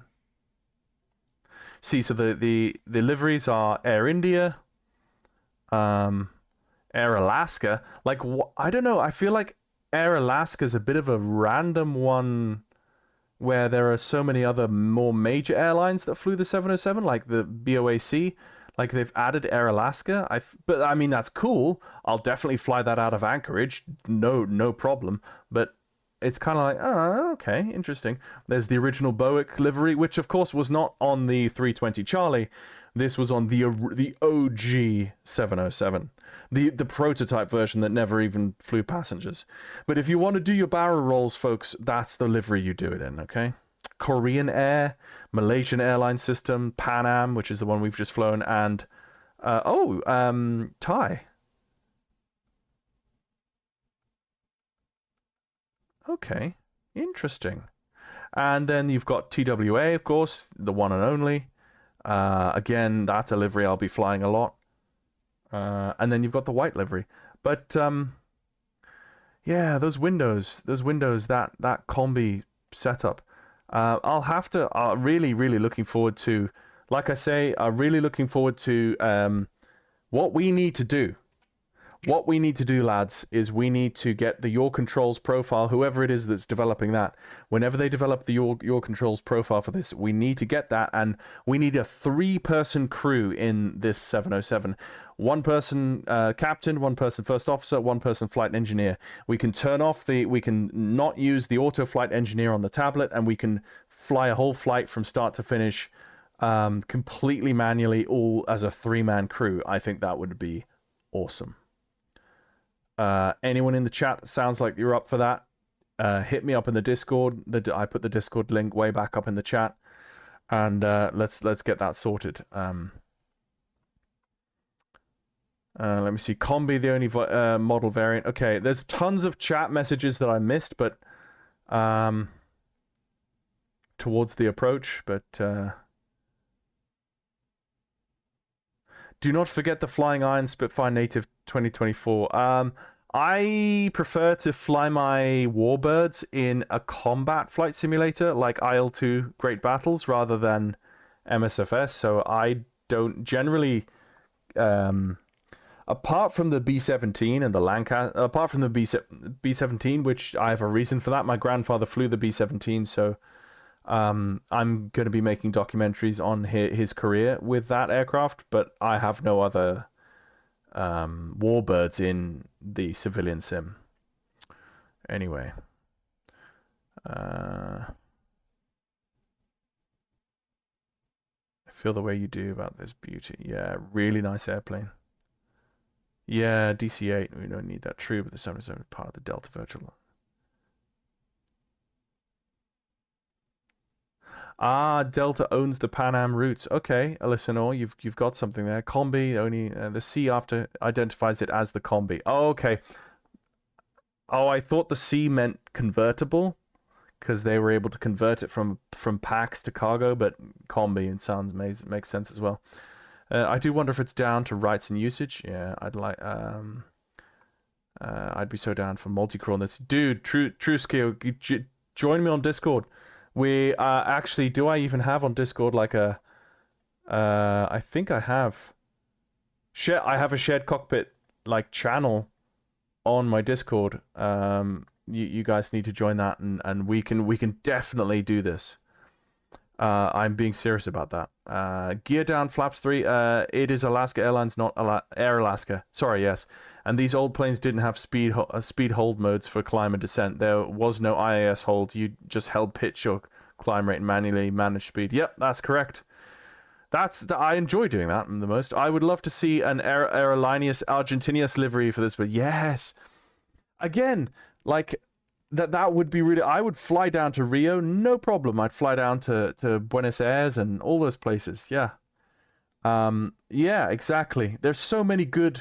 Like someone was saying earlier on, Olympic Airways would be a beautiful livery. Those old retro liveries look so good. Hello, Rekka. Good to see you. Okay, folks, I'm gonna call it there. I think it's been a pretty long live stream. Let's see, how long have I been live streaming for now? 3 hours and 39 minutes. Well, folks, I've really enjoyed that. That's probably the most enjoyable live stream I've flown for a long time. And the next days, I'm gonna be camped out on flightsim.to for the BOAC livery. Whoever it is who's gonna drop it first, you'll have a download from me, and I have lots of BOAC routes to fly with this bird. And I'm so glad I have this because I am part of the British Airways VA, and they have a 707-320 list. You can go and fly the 320 Charlie for British Airways Virtual, and they have all the vintage airline routes there. So that's what I'm going to be doing soon as I get my BOAC livery. Anyway, folks, I'm gabbling now. I need to stop. So yeah, wish everyone a good night then. Yeah, good to see you all. Thanks for the stream. Yes, is that the brand new 707? It is, Rekka. Go over to my YouTube live stream. This is also being live streamed parallel on YouTube as well as Twitch, and you can like scroll back in the video in the live stream and watch the whole live stream because it's immediately saved on YouTube as well. You were the best. Great moment. Thanks. Yeah, no worries, folks. Okay, folks, thank you very much. I will say good evening, and yeah.